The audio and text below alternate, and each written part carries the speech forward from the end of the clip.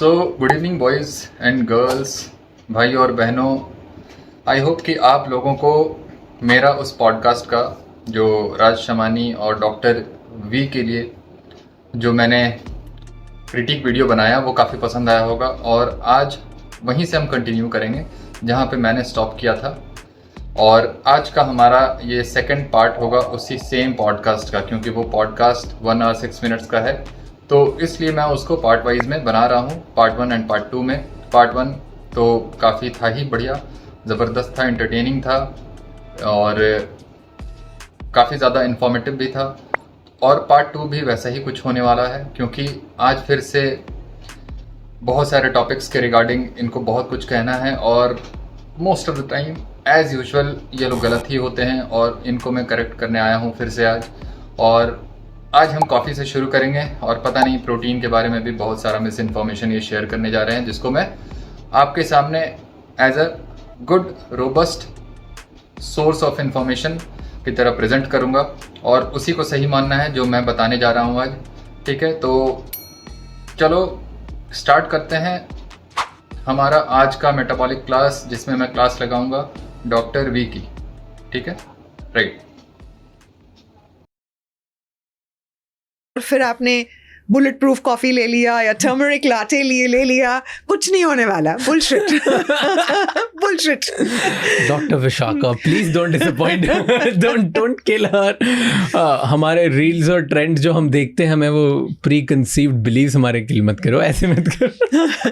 मेरे super foods favourite हैं, but that's because more और less I am living a healthy lifestyle, तो फिर एडिशन करने में बेनिफिट है। क्या होता है एडिशंस में, बताओ दो। Black coffee. Okay, black coffee is good, very good for people if you're not drinking 8 p.m. at night, 6 cups a day. If you're drinking first half in the morning, fatty liver के लिए बहुत अच्छा है। क्या बात कर रहे हो? मैंने रील कर दिया था Instagram पर फैटी लिवर पर। अब मैं बता रहा हूँ कि ये जो कॉफ़ी का कॉन्सेप्ट है कि ये गुड है या बैड है, इस पे बहुत डिबेट होता है। और मैं ये बताना चाहूँगा कि कॉफ़ी को लेकर के यूजुअली जो लोग पॉजिटिव बेनिफिट कह कर लेते हैं वो एक्चुअली उसका बेनिफिट है नहीं। ठीक है, क्योंकि कोई भी स्टडी ऐसे बता नहीं सकती कि हमारी बॉडी में कॉफ़ी का कोई पॉजिटिव बेनिफिट है, क्योंकि आप अपनी लाइफ में सिर्फ कॉफ़ी पी नहीं रहे होते हो, कॉफ़ी के साथ आप और भी बहुत सारी चीज़ें कर रहे हो जो आपकी बॉडी के लिए बेनिफिशियल है हेल्थ वाइज। तो जब भी आप वो चीज़ें करते हो और साथ में कॉफ़ी भी ले रहे होते हो, तो आपको एग्जैक्टली पता नहीं लगता कि वो बेनिफिट आपको कॉफ़ी से आ रहा है या किसी और चीज़ से आ रहा है, या आपने पहले कभी कॉफ़ी नहीं लिया या फिर बाद में आपने कॉफ़ी ऐड किया, और क्योंकि आपने कॉफ़ी ऐड किया तो उसके साथ और भी बहुत सारी चीज़ें ऐड की। जैसे कई बार ऐसा होता है कि जो लोग जिम गोअर्स होते हैं वो लोग यूजुअली कॉफ़ी लेते हैं एज अ प्री वर्कआउट या फिर इंट्रा वर्कआउट, जो भी है। तो उसकी वजह से क्या होता है, वो सेम जिसको मैं पार्ट 1 में भी बता चुका हूँ, हेल्दी यूज़र बायस। ठीक है, तो यहाँ पे ये बायस हो जाता है क्योंकि वो बंदा एक्सरसाइज भी स्टार्ट कर चुका होता है, तब जाकर के वो कॉफ़ी स्टार्ट करता है। तो ये सारी चीज़ें बहुत है। तो आप इस तरह के ऑब्जर्वेशनल जो डेटा को ना आप कॉज की तरह स्टैब्लिश नहीं कर सकते हो, एज अ कॉज की तरह आप उसको एज अ मतलब नहीं मान सकते हो कि ये बेसिकली ये बेनिफिट हमें कॉफ़ी से आ रहा है। तो कॉफ़ी का एक्चुअली कोई बेनिफिट ऐसा है नहीं। हाँ, अगर आप थोड़े अमाउंट में लेते हो, बहुत ज़्यादा डोज नहीं है कैफीन का, देन डेफिनेटली वो बहुत ज़्यादा सीरियसली आपको हार्म नहीं करेगा जहाँ पे आपको कोई प्रॉब्लम हो जाए। बट कॉफ़ी का ऐसे एज सच कोई बेनिफिट नहीं है, वो हमें कोई भी ऐसी स्टडीज नहीं बता सकती जहाँ पे हम कह सकते हैं कि कॉफ़ी का बेनिफिट है। राइट, आगे बढ़ते हैं। 50 lakh people have seen it on this thing। और मैंने कहा था ब्लैक कॉफी बहुत अच्छी बात है।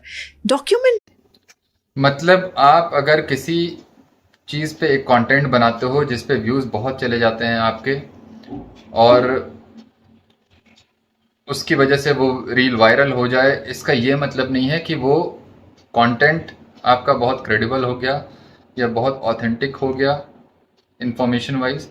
ऐसा कुछ नहीं होता है।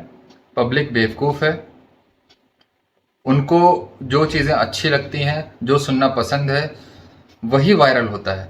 ठीक है, तो वायरल होने का कॉन्सेप्ट ये जो है कि ये बहुत कोई क्रेडिबल हो गया, या जैसे हम देखते हैं ना कि ये लोगों के देखो फॉलोअर्स कितने हैं, बहुत ज़्यादा हैं फॉलोअर्स, लेकिन क्या ये actually credible source of information है? ये लोग नहीं है। तो इसलिए किसी के फॉलोअर्स को देखते हुए अगर आप ये सोचते हो कि मुझे बहुत सही इन्फॉर्मेशन मिलेगा या फिर बहुत कुछ ऐसा कुछ मिल जाएगा जिससे मेरी लाइफ बदल जाएगी, तो ऐसा नहीं होने जा रहा है। ये बेसिकली ये सब फ्रॉड्स हैं और इन फ्रॉड्स को मैं एक्सपोज करने आया हूँ अपने चैनल पे। तो देखते हैं। तो ये बेसिकली रीज़न दे रही है कॉफ़ी का, क्योंकि इन्होंने कॉफ़ी पे बनाया और वो वायरल हो गया, व्यूज़ बहुत आ गए, तो ये बता रहे हैं इसलिए ये कॉफ़ी हमारे लिए बेनिफिशियल है। That's a good reason. Okay, Whatever I say is scientifically documented. Okay, tell me 5-6 things जो हर किसी इंसान साइंटिफिकली डॉक्यूमेंटेड नहीं है, वो एक्चुअली एपिडेमियोलॉजिकल स्टडी है जहाँ पे हम ऑब्जर्व करते हैं चीज़ों को पॉपुलेशन के अंदर, और उस पॉपुलेशन में क्योंकि बहुत सारी चीज़ें होती हैं, डिग्रीज ऑफ फ्रीडम इतना ज़्यादा है कि आप समझ नहीं पाते हो, आप एग्जैक्टली टीज आउट नहीं कर सकते हो कि ये बेनिफिट एक्चुअली कहाँ से आ रहा है आपको, अगर आ रहा है तो इसलिए ये सब कहना कि कॉफ़ी के ये बेनिफिट्स हैं वो बेनिफिट्स हैं, नहीं। आपको कॉफ़ी लेना है आप लो, लेकिन ये मत बोलो कि इस कॉफ़ी से आपको ये बेनिफिट मिल जाएगा या एंटीऑक्सीडेंट है। अगर उसमें एंटीऑक्सीडेंट है तो आप मेरे एंटीऑक्सीडेंट वाले वीडियो को देखो जो मेरे यूट्यूब चैनल पे है, आपका कॉन्सेप्ट क्लियर हो जाएगा। उसमें मैं डिटेल में एंटीऑक्सीडेंट पे बात किया हूँ, और उस वीडियो को देखकर आपको समझ में आएगा कि एक्चुअली मेरी तरह का कंटेंट कोई बना नहीं रहा इंडिया में, है ना। तो आप YouTube पे मेरे जाओ, मेरे चैनल को सब्सक्राइब करो, उस एंटीऑक्सीडेंट को देखो, और तब समझ में आएगा आपको कि आपकी बॉडी के अंदर एंटीऑक्सीडेंट का सोर्स क्या होना चाहिए।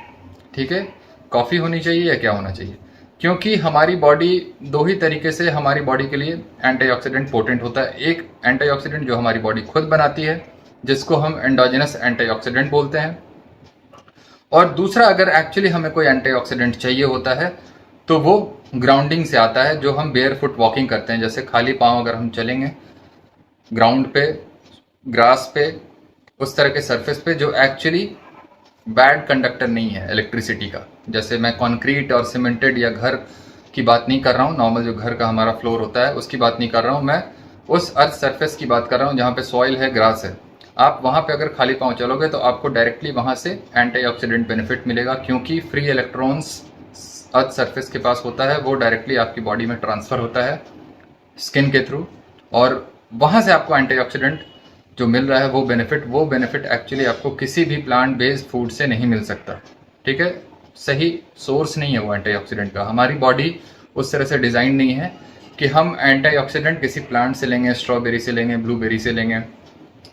पॉलीफिनॉल्स के चक्कर में मत रहो, खाना ऐसा खाओ कि हमारी बॉडी बहुत अच्छे से एंटीऑक्सीडेंट को बनाए, और बेयर फुट वॉकिंग करो या बेयर बॉडी को अर्थ सरफेस के कांटेक्ट में रखो डेली बेसिस पे अगर पॉसिबल है तो। ठीक है, यही सोर्स है हमारे एंटीऑक्सीडेंट का। ये सब एंटीऑक्सीडेंट के पीछे मत भागो, कॉफ़ी में ये है, हल्दी में वो है, गार्लिक में। ठीक है, ये सब वर्क नहीं करता हमारी बॉडी में, बायो अवेलेबल भी नहीं होता ये। ठीक है, उल्टा और हमारे इम्यून सिस्टम को डिस्टर्ब भी करता है। कई बार आप ऑटो इम्यून डिजीज़ के पेशेंट्स में अगर ये सब डालोगे तो उनका डिजीज़ जो है ख़राब भी हो सकता है, राइट। तो ये सब समझना पड़ेगा, क्योंकि एंटीऑक्सीडेंट पे मैं ऑलरेडी बना चुका हूँ। उस वीडियो को देखो यार, काफ़ी कुछ समझोगे। बाकी देखते हैं इनका क्या कहना और को लेनी चाहिए which is good for their health in daily Health life. और fatty liver और health? Health overall, fat liver इसके बाद बात करते हैं। शुगर नहीं के बराबर ले लो, most important thing, most detrimental. Life span कम कर लेगी आपका, more than life span, health span कम कर लेगी। प्रोसेस्ड फूड जो भी टिन कैन बॉटल से आता है, कैन में फेंक दो। That is your second thing. Don't fear your fat,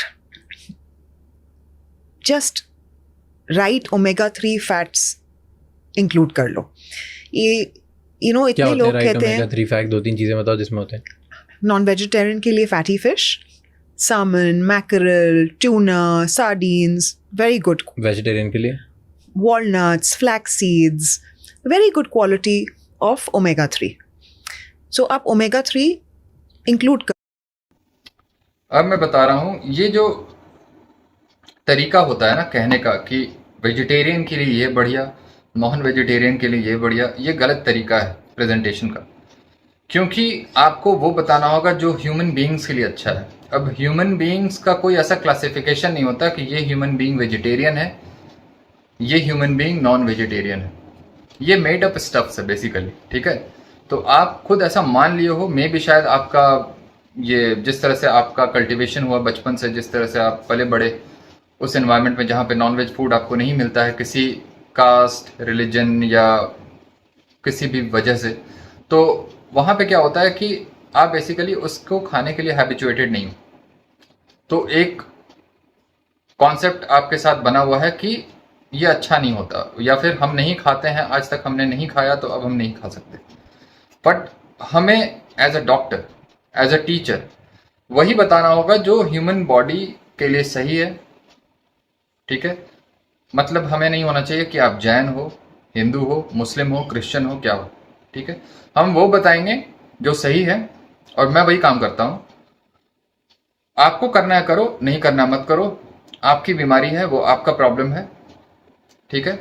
तो आपको सोचना है उसको कैसे करेक्ट करना है। करेक्ट तभी होगा जब आप एक्चुअली सही चीज़ों को एक्सेप्ट करोगे और उसको इम्प्लीमेंट करोगे अपनी लाइफ में। तो वेजिटेरियन के लिए वो, नॉन वेजिटेरियन के लिए ये वो, ये सब मत करो यार, गलत तरीका है ये सब पॉलिटिकली करेक्ट होना, ये सब अच्छी चीज़ नहीं है। यहाँ पे हेल्थ एंड न्यूट्रिशन के रिगार्ड में मैं बता रहा हूँ, इस तरह से डिप्लोमेटिक होना ये सब अच्छी चीज़ नहीं है। इसलिए मुझे सुनो, मैं राइट इन्फॉर्मेशन देता हूँ, कोई बायस नहीं है मेरे साथ, क्योंकि मैं किसी चीज़ के साथ एफिलिएटेड नहीं हूँ जहाँ पे मुझे कोई प्रोडक्ट बेचने हैं और मैं उसके अकॉर्डिंग अपना पॉइंट ऑफ व्यू बदलता रहता हूँ आए दिन। आज ये बोल रहा हूँ, कल वो बोलूँगा, ऐसा कुछ नहीं होने जा रहा है मेरे साथ। तो इसलिए मैं ये बता रहा हूँ कि ह्यूमन बींग्स के लिए जो अच्छा है आपको वो करना होगा। वेजिटेरियन नॉन वेजिटेरियन की बात ही नहीं है, क्योंकि मैं ऑलरेडी इस चीज़ को बहुत बार बता चुका हूँ कि अगर आप वेजिटेरियन हो और बीमार हो, सब कुछ कर लिया, सारे डॉक्टर्स के पास आप चले गए, आपकी बीमारी अगर नहीं ठीक हो रही है, तो आप बेसिकली नॉन वेजिटेरियन फूड को स्टार्ट कर दो लेना, ठीक है। नॉन वेजिटेरियन फूड को जब आप स्टार्ट कर दोगे तो आपका सारा न्यूट्रिएंट आपको मिलने लगेगा, और न्यूट्रिएंट जब मिलने लगेगा तो सब कुछ, आपकी बीमारी सही हो जाएगी, ठीक है। तो ये काम हमें करना है। और वैसे भी नॉन वेजिटेरियन में जो सोर्स है हमारा ओमेगा 3 का, वो रेड मीट होता है, रेड मीट होगा। और उस तरह से बहुत सारे हैं, फिश भी है, बट वो आइडियल नहीं है बहुत ज़्यादा, मैं उसको कभी और भी बताऊंगा अच्छे से। लेकिन ये कहना कि वेजिटेरियन वाले ये ले लें वो ले लें, नहीं। वेजिटेरियन फूड में जो नट्स एंड सीड्स का ये ऑप्शन दे रहे हैं खाने को, वो एक्चुअली सही सोर्स नहीं है ओमेगा 3 का। वो अल्फा लिनोलेनिक एसिड है जो एक्चुअली कन्वर्ट नहीं हो पाता EPA DHA में हमारी बॉडी में सफिशिएंट अमाउंट में। उसका कन्वर्जन बहुत कम है, मतलब मुझे ऐसा लगता है 1 to 5% अराउंड है। तो आपको उस अल्फा लिनोलेनिक एसिड को बकेट्स में आपको खाने पड़ेंगे, चिया सीड्स हो गया या फ्लैक्स सीड हो गया, तब जा करके आपको वो EPA और DHA को आपकी बॉडी बना पाएगी सफिशिएंट अमाउंट में, जहाँ पे आपको ओमेगा 3 की डिफिशियंसी नहीं होगी। तो ठीक है, ये सब राइट सोर्स नहीं है। और ओमेगा 3 के लिए रेड मीट बोलना ये भूल गई डॉक्टर वी, क्योंकि इनको ऐसा लगता होगा red meat is not good for your health, right. तो चलो देखते हैं आगे। कर लो, लेकिन फैट्स डेफिनेटली इंक्लूड कर लो। नट्स हैं, सीड्स हैं, डोंट फियर योर फैट्स। बहुत लोग कहते हैं कि फैट्स आपको हार्ट डिजीज दे देंगे, फैट्स आपको, ये बिल्कुल गलत बात है। Make fats your friend. Immunity के लिए बहुत अच्छा है fats, so you need fats. Protein include करो, बहुत ज़्यादा प्रोटीन नहीं इंक्लूड करना, एडिक्वेट प्रोटीन। ठीक है, फैट्स अच्छा होता है, but she doesn't know which fat is good which fat is bad, ठीक है। तो ये मैं बता दूं, नट्स एंड सीड्स को डेली नहीं खाना होता है। जो ये बता रही है डेली खाने को, बहुत गलत है। वो नट्स एंड सीड्स डेली हमारी डाइट में नहीं होना चाहिए। वो एक स्टारवेशन फूड है, और उसको, क्योंकि उसमें कार्ब्स एंड फैट्स दोनों है, और ये आपको फैट कराएगा डेफिनेटली। अब क्योंकि नट्स एंड सीड्स को हम बहुत ह्यूज अमाउंट में तो लेते नहीं है, है ना, तो इसलिए उसका हमें इफेक्ट पता नहीं लग पाता फैट गेन के रिस्पेक्ट में, हम समझ नहीं पाते। लेकिन जो लोग फैट लॉस प्लान पे हैं, आप देखोगे नट्स एंड सीड्स वो खाते हैं तो उनको फैट लॉस में प्रॉब्लम आती है, नहीं घटता उनका फैट। तो इस चीज़ को ध्यान में रखना है, क्योंकि कार्ब्स एंड फैट जिसमें भी होगा और क्योंकि नट्स एंड सीड्स में होते हैं फैट एंड कार्ब्स साथ में, तो वो आपको प्रॉब्लम करता है, ओबेसिटी कराता है। ठीक है, तो इसलिए उनको डेली नहीं खाना होता है। स्टार्वेशन फूड का मतलब होता है जब आपके पास आपका स्टेपल डाइट नहीं है, अवेलेबल नहीं है, देन आप खाओगे ताकि आप सरवाइव कर सको। वो सर्वाइवल फूड है, आपको किसी तरह जीने के लिए असिस्ट कर रहा है। आप उसको डेली बेसिस पे एज अ हेल्थ फूड नहीं ले सकते हो, कंसिडर नहीं कर सकते हो, राइट? ठीक। लॉट ऑफ पीपल से मैं जिम जा रहा हूँ, I want 4 scoops 5 scoops of protein, ये गलत बात है। So you have to have adequate protein, adequate fat, adequate complex carbohydrate, fruit. Adequate protein क्या होता है वो किसी को नहीं पता। वो एक्चुअली आपकी एक्टिविटी डिसाइड करेगी आपके लिए एडिक्वेट प्रोटीन कितना है। कोई भी बंदा इस प्लैनेट पे वो नहीं कह सकता एज एन अथॉरिटी कि आपको इतना ही प्रोटीन लेना है, इससे ज़्यादा एक्सीड नहीं कर सकते, ये आपके लिए टू मच है।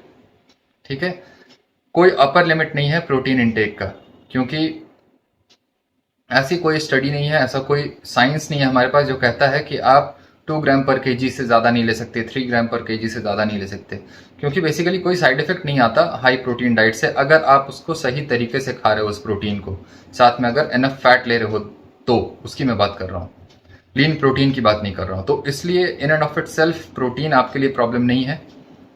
फैट का अमाउंट डेफिनेटली वो डिपेंड करता है कि आपकी डाइट में बाकी चीज़ें कितनी है, कार्ब्स है या नहीं है, प्रोटीन है तो कितनी है। तो सब कुछ आपको, हर कुछ को ध्यान में रख करके आपको, आपके लिए वो बेसिकली वो डिसाइड होगा कि आपके लिए क्या राइट अमाउंट है।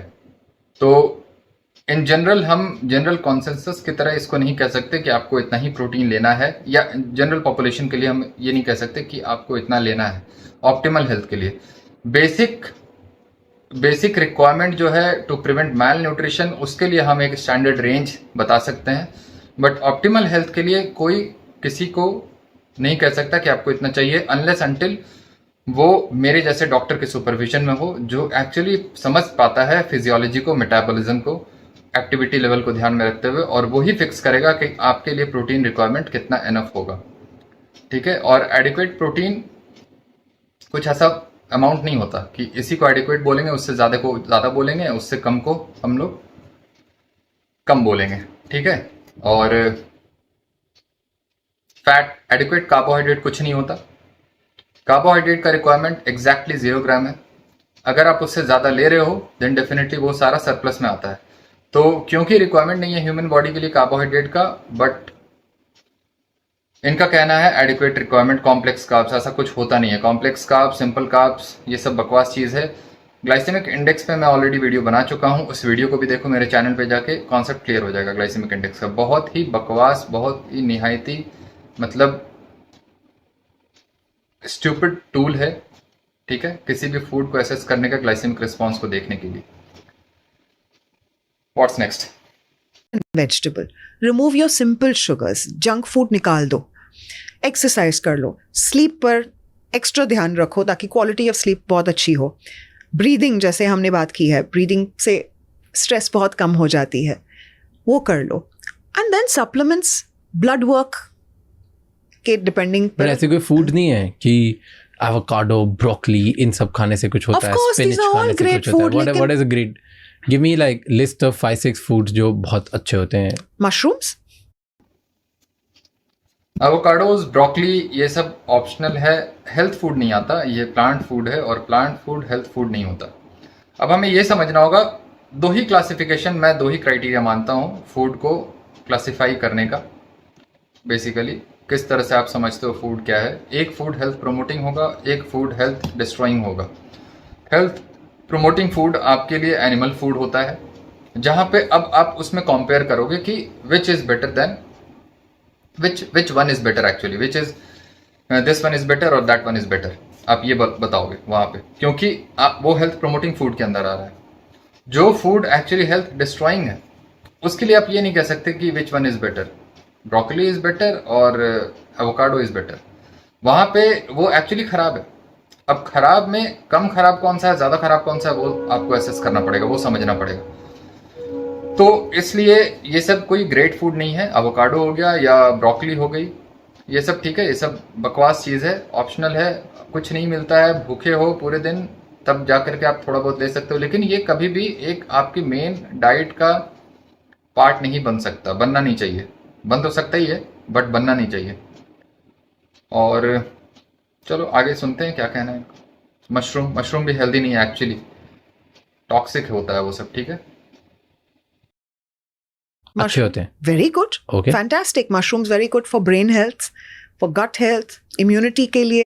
ऐसा कुछ नहीं होता, brain health, gut health, immunity के लिए ऐसा कुछ नहीं होता। कहीं पे कोई ऐसी स्टडी, ऐसा कोई साइंस नहीं है जो इस चीज़ को इस्टेब्लिश करे कि मशरूम हमारे लिए बेनिफिशियल है कहीं से भी, ठीक है। ये सब प्रोपेगेंडा है ना।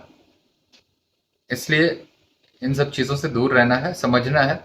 वही मैं बता चुका हूँ, कई बार बता चुका हूँ कि इस तरह के जो चीज़ें होती हैं ना कि ये प्लांट बेस्ड फूड आपको ये दे रहा है, वो दे रहा है, ये सब आप बेनिफिट, आप कैसे इन्फ्रेंस आप ड्रॉ करोगे कि ये प्लांट से ही आपको ये बेनिफिट आया, जब आप 100 चीज़ें, 150, 200 चीज़ें साथ में आपकी वेरिएबल्स हैं जो विच आर एट प्ले, तो how can you tease them apart कि ये बेनिफिट आपको इसी से मिल रहा है ना।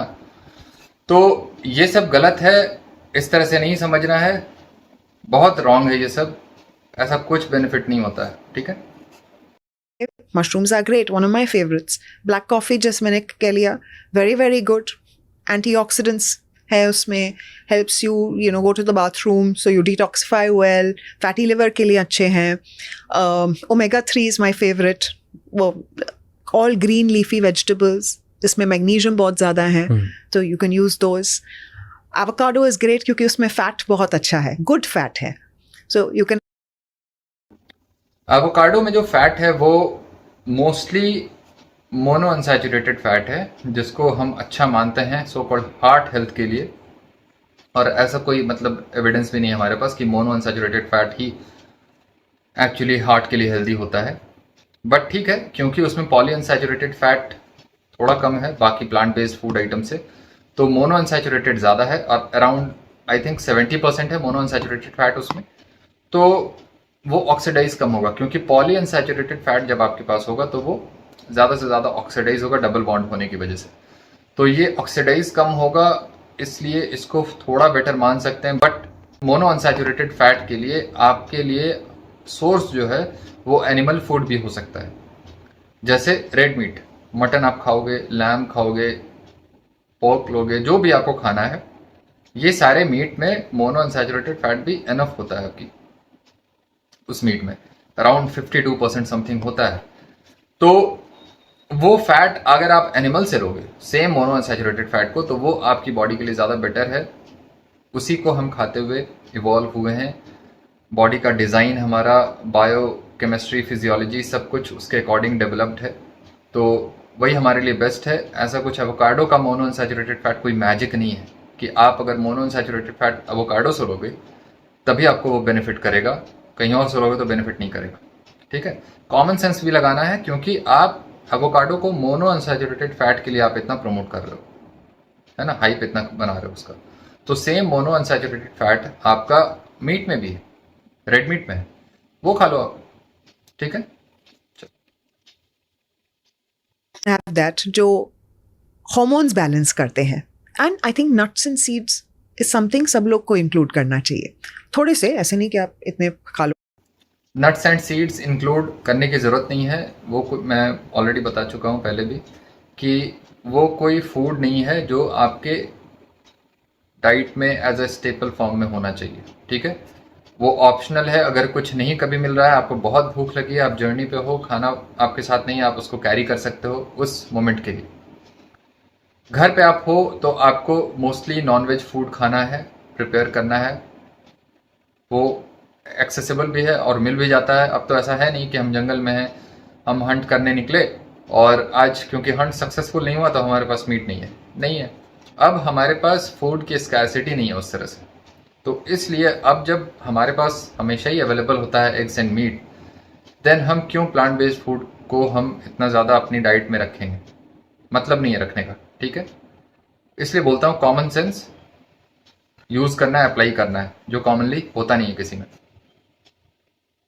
लेकिन 10 नट्स अ डे सबको इंक्लूड करना चाहिए। ब्रेन हेल्थ के लिए बहुत अच्छा है, एंटी इन्फ्लेमेटरी है। फ्रूट हो 10 नट्स, 11 क्यों नहीं, 9 क्यों नहीं? अब ये 10 नट्स का रिकमेंडेशन कहाँ से आया? खुद का ही रिकमेंडेशन है। तो ऐसे ऐसे रिकमेंडेशन का कोई मतलब नहीं होता है। आपको ये समझना है कि नट्स में ऐसा क्या है जो आपको किसी और चीज़ में नहीं मिलेगा। ऐसा कुछ नहीं है नट्स में। तो इसलिए नट्स को इतना ज़्यादा हाइप देना बंद करो, ठीक है? नट्स बहुत प्रॉब्लमेटिक है, बहुत लोगों को वो ट्रबल करता है, गैस करता है, ब्लोटिंग होती है उससे, और भी बहुत सारा प्रॉब्लम होता है, ठीक है? तो कॉन्स्टिपेशन भी कराता है। तो इन सारी चीज़ों को ध्यान में रखते हुए इन सब फूड्स को हमें बहुत ज़्यादा प्रायोरिटाइज नहीं करना है या इम्पोर्टेंस बहुत ज़्यादा नहीं देना है। ओके। वेजिटेबल हो, सुपर फूड हो, आपको देखना चाहिए कि ये आपका इन्फ्लेमेशन बढ़ाने वाला है या कम करने वाला है, आपका शुगर बढ़ाने वाला है या कम करने वाला है। अगर आपका इन्फ्लेमेशन कम हो और शुगर कम हो, वो आपके लिए सुपर फूड है। End of story. मैं हमेशा कहती हूँ 80-20 रूल फॉलो। एग्जैक्टली। अगर आपकी बॉडी में शुगर नहीं बढ़ता है खाना लेने के बाद, इन्फ्लेमेशन ज़्यादा नहीं होता है, वही फूड आपके लिए अप्रोप्रिएट है। इसलिए एग्स और मीट बेस्ट होता है ह्यूमन बॉडी के लिए। ना आपका शुगर बढ़ता है खाने के बाद और ना ही इन्फ्लेमेशन उस तरह से आपका बढ़ता है। तो इसलिए आइडियल फूड वो हुआ, ना कि एवोकाडो हो गया या नट्स एंड सीड्स हो गया। राइट? कॉन्सेप्ट क्लियर हो गया? जिस बात को ये लोग कहते हैं उसी को खुद कॉन्ट्राडिक्ट कर देते हैं थोड़ी देर बाद किसी और स्टेटमेंट से, है ना? इतने ज़्यादा ये लोग ब्रेन फॉग्ड हैं, कंफ्यूज्ड हैं, क्योंकि कॉन्सेप्ट क्लियर नहीं है इन लोगों का। इन लोग बेसिकली इंडोक्ट्रिनेशन के शिकार हैं, जहाँ पे इनको एक सर्टेन वे में एक सोचने को बोला, बताया गया है, पढ़ाया गया है, और उसी तरह से ये लोग खुद को प्रेजेंट करते हैं सोशल मीडिया पे भी। एक सर्टेन एक फिक्स्ड, मतलब एक स्कूल ऑफ थॉट से आए हैं ये लोग, और उसी को बार बार रिपीट करते रहते हैं, ठीक है? उससे आप कितना बार भी रिपीट कर लो, वो सही नहीं हो जाएगा, है ना? वो गलत गलत ही रहेगा। राइट? करना चाहिए। आप 80% आपने क्लीन खाना खा लिया, क्लीन लाइफस्टाइल रह लिया, why should you not indulge in 20%? आपको पिज्जा खाना हो, बर्गर खाना हो, जो भी खाना हो खा लो। आपको फ्रूट जूस पीना हो, पी लो।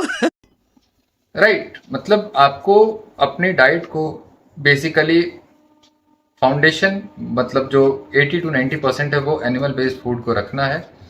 और ये सारे जो जंक फूड्स हैं इसको आप कभी कभी इंजॉय कर सकते हो, ठीक है, वो गलत नहीं है, क्योंकि कर ही लेते हैं लोग कभी कभी, और आइडियली आप नहीं करें तो बहुत अच्छी बात है। मैं तो कभी नहीं खाता हूँ कोल्ड ड्रिंक और ये सब नहीं लेता हूँ, हालांकि मैं फ्रूट्स खा लेता हूँ कभी कभी, इधर उधर का कुछ हो जाता है, वो अलग चीज़ है। बट 80% आप क्या खा रहे हो उस पर भी डिपेंड करता है। अगर 80% आपकी डाइट में इस तरह से एवोकाडो और नट्स रहेगा तो ये सही नहीं है। अगर आपका base of diet meat and eggs नहीं है, देन अगर आप इस तरह से चीट करते हो तो प्रॉब्लम है फिर। तो इसलिए आपकी चीटिंग कहीं से भी सही नहीं होगी अगर आपकी डाइट सही नहीं है। तो 80% सही खा रहे हो तो सही खाना होता क्या, वही तो नहीं पता है ना डॉक्टर वी को। वही तो मैं बता रहा हूँ, 80% of your diet meal should comprise animal foods, eggs और मीट होना चाहिए उसमें, और बाकी का आप 10 to 20% में कुछ भी वेजिटेबल्स और कुछ नॉन स्टार्ची वेजिटेबल्स वगैरह ले सकते हो, है ना? और उसके बाद आप कभी ऐसा होता है ओकेजन पे तो आप कुछ भी ऐसा खा सकते हो, ठीक है? पार्टीज वगैरह में जा गए हो, वेडिंग्स वगैरह में अटेंड कर रहे हो तो ठीक है, कभी कभी आप इंजॉय। हालांकि पार्टीज और वेडिंग्स में भी जाता हूँ तो मेरा पर्सनल ऐसा कुछ है कि मैं घर से खा कर जाता हूँ, अंडे खा के जाता हूँ, 24 से 30 अंडे खा के जाता हूँ। अगर मटन बना होता है उस दिन तो मटन खा के जाता हूँ, ताकि मैं पार्टी के खाना को ज़्यादा ना खा सकूँ, वहाँ पे बस थोड़ा बहुत एंजॉय कर लूँ और मैं घर आ जाऊँ वापस, ठीक है? तो मेरा स्ट्रैटेजी ये होता है।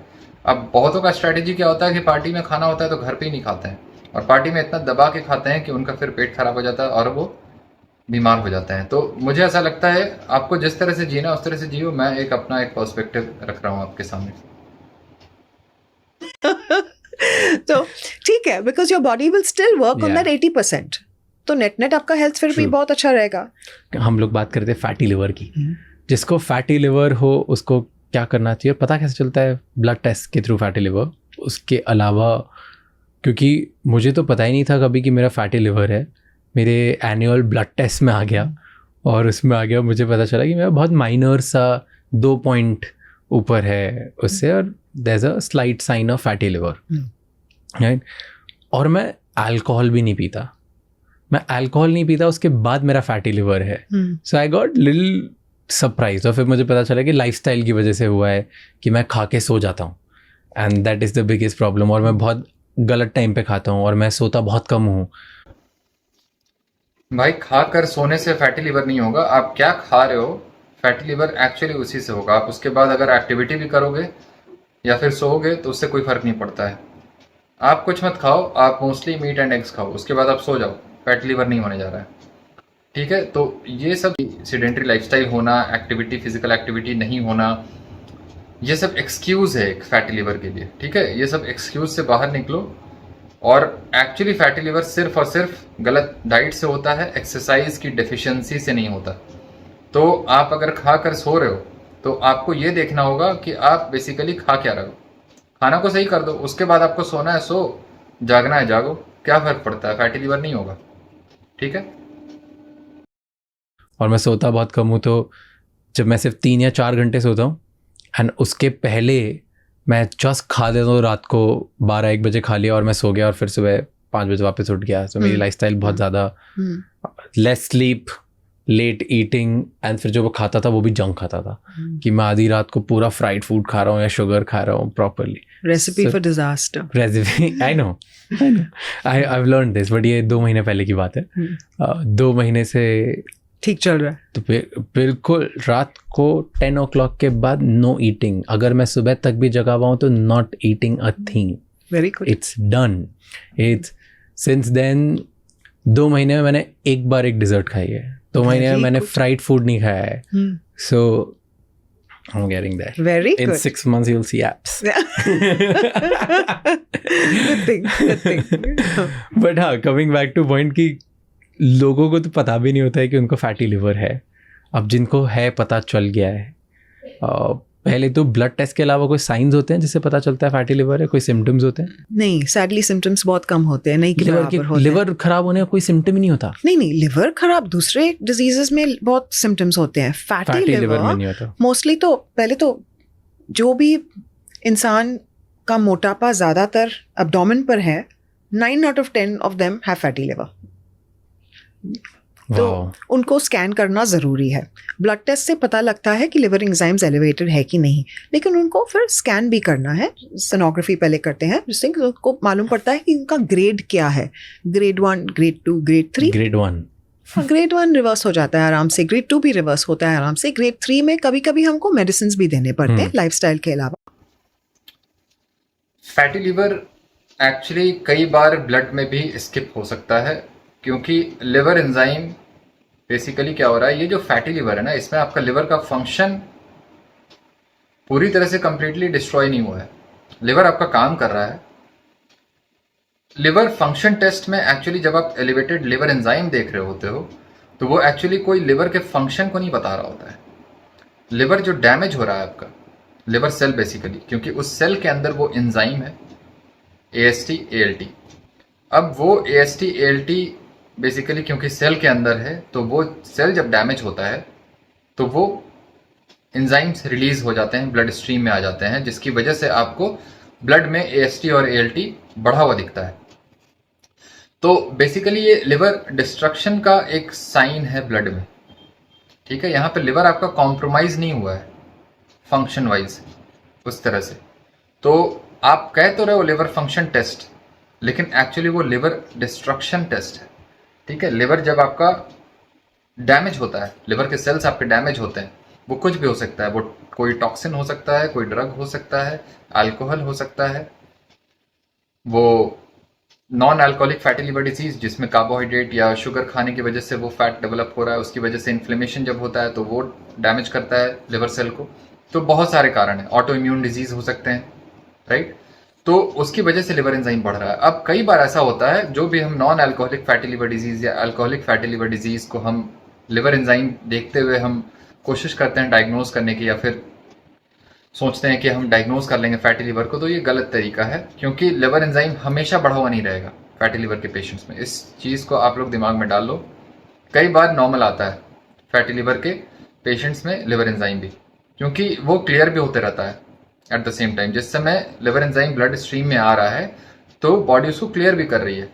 तो ये कई बार क्या होता है, कोइंसिडेंटली क्या, जब आप ब्लड टेस्ट अपना ब्लड सैंपल दोगे लेबोरेटरी में, वो जब चेक करेंगे तो हो सकता है जिस समय आपने सैंपल दिया उस समय ब्लड में वो उस तरह से लिवर एंजाइम बढ़ा हुआ ना हो, तो आपका लिवर एंजाइम आ जाएगा नॉर्मल। तो आपको ऐसा लगेगा कि मैं मोटा हूं बट मेरा फैटी लिवर नहीं है। नहीं, ऐसा नहीं है। फैटी लिवर आपका होगा भी, तो कई बार ब्लड में नहीं आता, तो अब बेटर होगा आप स्कैन कर लो, अल्ट्रासाउंड कर लो, और अल्ट्रासाउंड जब आप करोगे तो आपको फैटी लिवर दिख जाएगा। वो ग्रेड 1, ग्रेड 2, ग्रेड 3 कुछ भी हो सकता है। और ग्रेड 1, ग्रेड 2, ग्रेड 3 जो फैटी लिवर है ना, वो बेसिकली एक क्वांटिटेटिव एनालिसिस है, जहां पे हम फैट के कंटेंट को देख रहे हैं। ग्रेड 1 में फैट होगा, फिर ग्रेड 2 में उससे ज्यादा फैट होगा, ग्रेड 3 में और भी ज्यादा फैट होगा। तो डॉक्टर वी का कहना है ग्रेड 1, ग्रेड 2 तो लाइफस्टाइल मॉडिफिकेशन से सही हो जाता है, बट ग्रेड 3 में कई बार हमें मेडिसिन देनी पड़ती है, और ये बहुत गलत बात है। ऐसा कोई मेडिसिन नहीं है जो फैटी लिवर को ठीक करता है। अगर कोई फैटी लिवर में कोई आप मेडिसिन दे रहे हो तो एक्चुअली वो मेडिसिन से कोई बेनिफिट नहीं आ रहा होता है, वो बेसिकली एक प्लेसिबो इफेक्ट होता है, ठीक है। और ये बहुत आप जानते होंगे कि डॉक्टर्स भी कई बार, आप एक सिम्टम के साथ डॉक्टर के पास जाते हो तो डॉक्टर को भी लगता है कि भाई पेशेंट को कुछ दे देना चाहिए, तो बी कॉम्प्लेक्स लिख के दे देगा, मल्टीविटामिन की टैबलेट दे देगा, और कई बार आपको बेनिफिट मिल भी जाता है। तो उसमें क्या होता है कि ऐसा लगता है डॉक्टर ने दिया और हम ठीक हो गए। तो डॉक्टर ने आपको कहीं ना कहीं आपके साइकोलॉजी को ध्यान में रखते हुए वो उसने कुछ लिख दिया ताकि आप पॉजिटिव फील करो, और जिसकी वजह से आप जब अच्छा फील करोगे तो थोड़ा सा आप जल्दी इंप्रूव करोगे, आपकी डिजीज बेटर होगी जल्दी। तो उसी तरह से फैटी लिवर में भी ऐसा कोई ड्रग नहीं होता जो फैटी लिवर को रिवर्स करता है या बेटर करता है। अगर आपका डाइट सही नहीं है, आप कोई भी मेडिसिन ले लो, चाहे वो विटामिन ई ही क्यों ना हो, एवियन जिसको बोलते हैं, कॉमनली मिलता है मार्केट में, तो उसको बहुत लोग प्रिस्क्राइब करते हैं, जो मेरे हिसाब से कंप्लीटली अननेसेसरी है, कोई रिक्वायरमेंट नहीं है उसका, ठीक है। तो और वो हाईली टॉक्सिक भी होता है। विटामिन ई जिस तरह से डोज में लोग लेते हैं फैटी लिवर के लिए, वो बहुत टॉक्सिक है, ऑक्सीडेटिव डैमेज कराता है, फ्री रेडिकल्स भी जनरेट होता है बहुत ज़्यादा उसकी वजह से, तो वो अच्छी चीज़ नहीं है। और इसलिए grade 1, grade 2, grade 3 fatty liver क्या है, ग्रेड 1, ग्रेड 3 में फैट बहुत ज़्यादा बढ़ गया, तो भाई ग्रेड 1, ग्रेड 2 जब लाइफस्टाइल मॉडिफिकेशन से ठीक हो जा रहा है तो ग्रेड 3 क्या है, वही सेम चीज़ है ना, बस फैट ज़्यादा हो गया आपका। तो आप डाइट को फिक्स करो ना, ग्रेड 3 भी चला जाएगा। ऐसा क्या है कि ग्रेड 3 कुछ ऐसा है जहां पे हमें मेडिसिन देनी पड़ जाए? नहीं, गलत है ये सब। देखो मेडिकल मैल प्रैक्टिस में आता है ना, ये सब एक मेडिकल मैल प्रैक्टिस है, और ऐसे ऐसे मैल प्रैक्टिशनर को एक्सपोज करना ही मेरा काम है, ठीक है। ऐसा कुछ नहीं होता है। फैटी लिवर के लिए कभी कोई मेडिसिन मत खाना, ठीक है, जरूरत नहीं है। आपका फैटी लिवर ठीक हो जाएगा अगर आप सारे डाइटरी कार्बोहाइड्रेट को हटा दोगे तो, ठीक है, राइट। ग्रेड 3 के अलावा फिर सिरोसिस ऑफ लिवर होता है, और उसके बाद transplant. These are the stages of और फैटी लिवर ट्रांसप्लांट के चांसेस बहुत कम होते हैं, राइट? एंड बहुत मुश्किल है, बहुत टाइम लगता है, यू नीड ऑर्गन ट्रांसप्लांट है वो, बहुत बहुत बहुत मुश्किल है, किसको वहां पहुंचना नहीं चाहिए, नॉट बिकॉज ऑफ लाइफस्टाइल। तो कैसे रिवर्स किया जा सकता है फैटी लिवर? फैटी लिवर में अगर किसी को भी एक चीज लाना हो, स्टॉप प्रोसेस्ड फूड, बिल्कुल, क्योंकि ये प्रोसेस्ड फूड ही जाके फ्रुक्टोज जाके फैटी लिवर। अगर मेरे से कोई पूछे फैटी लिवर कैसे ठीक होगा, तो मैं बोलूंगा सिंगल लाइन में, स्टॉप ईटिंग ऑल कार्बोहाइड्रेट, ठीक है। सारे कार्बोहाइड्रेट को खाना बंद कर दो। उस कार्बोहाइड्रेट में आपका रोटी चावल भी आएगा, कोल्ड ड्रिंक, कोक, चिप्स, जो भी है, पैकेज फूड जंक फूड जितने हैं वो सारे कुछ आ जाएंगे। तो एक लाइन में ही सब कुछ आ जाता है। अब जब हम प्रोसेस्ड फूड बोलते हैं तो कई बार लोग क्या करेंगे, पैकेज फूड नहीं खाकर दलिया ओट्स लेकर बैठ जाएंगे। दलिया ओट्स भी वही सेम जो कॉम्प्लेक्स कार्ब्स वाला जो एक फैलेसी आता है वहां पे, तो उसको हेल्दी मान के खाने लगते हैं बहुत ज़्यादा। अब क्योंकि वो भी कार्ब्स है, कॉम्प्लेक्स कार्ब सिंपल कार्ब्स तो ऐसा कुछ होता नहीं है, वो बकवास चीज़ है। ग्लाइसेमिक लोड ही है जो अल्टीमेटली मैटर करता है, और ग्लाइसेमिक लोड सबका ऑलमोस्ट एक जैसा होता है। आप ओट्स खाओ, दलिया खाओ, गेहूँ खाओ, गेहूँ का आटा खाओ, चावल खाओ, कुछ भी खाओ, फर्क नहीं पड़ता, वो अल्टीमेटली प्रॉब्लम करेगा आपको और आपकी फैटी लिवर को रिवर्स नहीं होने देगा। इसलिए इस तरह का एडवाइस प्रोसेस्ड फूड को बंद करना ये इनफ नहीं होता सारे पेशेंट्स के लिए। कई बार बहुत लोग नहीं खा रहे होते हैं processed food, junk food, but क्योंकि वो घर का खाना खा रहे हैं, सो कॉल्ड शुद्ध खाना, देसी घर का खाना, उसको ही खा के बीमार है ना। तो इसलिए जनरल जो एडवाइस होनी चाहिए वो ये होनी चाहिए कि आप कार्बोहाइड्रेट खाना बंद करो और तब जा करके आपका फैटी लिवर रिवर्स हो जाएगा। बहुत कम समय लगता है एक्चुअली। जब आप कार्बोहाइड्रेट को बंद करते हो ना खाना, तो कई बार विद इन अ वीक वो रिजॉल्व हो जाता है, फैटी लिवर आपका चला जाता है, ठीक है। और अगर आप फास्टिंग कर लेते हो 3 दिन, तो मुझे ऐसा लगता है कि 3 to 4 डेज का जो प्रोलॉन्ग फास्टिंग जो भी करेंगे, हालांकि मैं बोल नहीं रहा हूँ सभी को करने के लिए, but 3 to 4 days of prolong fast actually grade 1 grade 2 fatty liver को भी सही कर देता है, ठीक है। लिवर करता है, कन्वर्ट होता है। बहुत लोगों को लगता है कि fatty liver chronic progressive disease है। ये बिल्कुल गलत बात है। It's not progressive. इसको हम रिवर्स कर सकते हैं लाइफस्टाइल से। बहुत लोगों को ये भी लगता है कि फैटी लिवर अल्कोहल की वजह से है, जैसे अभी आपने कहा यू डोंट ड्रिंक अल्कोहल, ये गलत बात है। तो you can get what's called Nash, it's non alcohol fatty liver disease, जिसमें अल्कोहल नहीं पीने से भी हो सकता है। एंड इफ यू नॉन, यहाँ पे मैं बता दूं, दोनों टर्म एक्चुअली थोड़ा डिफरेंट होता है। Non alcoholic fatty liver disease and non alcoholic steatohepatitis, जिसको नैश हम बोलते हैं। NFALD में सिर्फ एक्चुअली आपके लिवर में फैट है, और जो हो सकता है आपको प्रॉब्लम नहीं कर रहा हो, क्योंकि बहुत सारे फैटी लिवर के पेशेंट को कोई प्रॉब्लम नहीं होता। और इसलिए भी प्रॉब्लम नहीं होता क्योंकि वो इन्फ्लेम्ड नहीं हुआ है अभी। क्योंकि जब तक इन्फ्लेमेशन नहीं होगा साथ में फैटी लिवर के साथ, तब तक वो फैटी लिवर आपके लिए प्रॉब्लम नहीं है। तो NFALD और नैश एक्चुअली डिफरेंट चीज़ है, वो सेम चीज़ नहीं है। डॉक्टर्स, हेल्थ कोचेज, ये लोग जो है सिनोनिमसली यूज़ करते हैं इसको, बट नैश एक्चुअली NFALD के साथ इन्फ्लेमेशन को बता रहा है। जब आपका non alcoholic fatty liver disease inflammation के साथ होगा, इन्फ्लेमेशन होगा जहाँ पे आपका लिवर सेल डैमेज हो रहा होगा, देन हम उसको नैश बोलेंगे। प्लेन NFALD का मतलब ये होता है एसिम्टोमेटिक, वहाँ पे पेशेंट को लिवर फैट होगा बट इन्फ्लेमेशन नहीं है, इसलिए पेशेंट को प्रॉब्लम भी नहीं होता और लिवर एंजाइम भी उनका नहीं बढ़ा रहता है ना। तो ये सब न्यूआंसेस को समझना है, ठीक है। और ये सब आपको कहाँ मिलेगा समझने को, सीखने को? मेरे चैनल पे। और ये लोग बेसिकली मुझे कंटेंट बहुत अच्छा दे रहे हैं, है ना। ऐसे ऐसे लोग अगर ऐसे ऐसे पॉडकास्ट को लाएंगे और वीडियोस बनाएंगे, तब तो मुझे करना क्या है, बैठ करके बस करेक्ट ही तो करना है इनको, मेरा कंटेंट अपने आप बन जाएगा। तो इस तरह से सपोर्ट करते रहो, मेरे चैनल को शेयर करो, बहुत बढ़िया बढ़िया काम करूंगा मैं आने वाले समय में, ठीक है, राइट। टेक अ रिकॉल, ये लोगों में टिपिकली इनका खाना is full of processed junk food, liquid sugars, begin day with fruit juice, हम घूम फिर के वहीं आ जाते हैं लेकिन so that is the, so you have to eliminate that. Fatty liver में also you have to be very careful कि आप जो NSAID ग्रुप ऑफ ड्रग्स हैं और पैरासिटामॉल्स हैं ये नहीं लेना, क्योंकि ये बहुत डैमेज कर सकते हैं लिवर को। तो बहुत लोगों को लगता है कि वो थोड़े घुटने में दर्द हो गया, सिर में दर्द हो गया, पैरासिटामॉल तो ही है, सेफ ड्रग है, हर रोज़ लेते हैं, और समटाइम्स वी सी उनको फैटी लिवर है।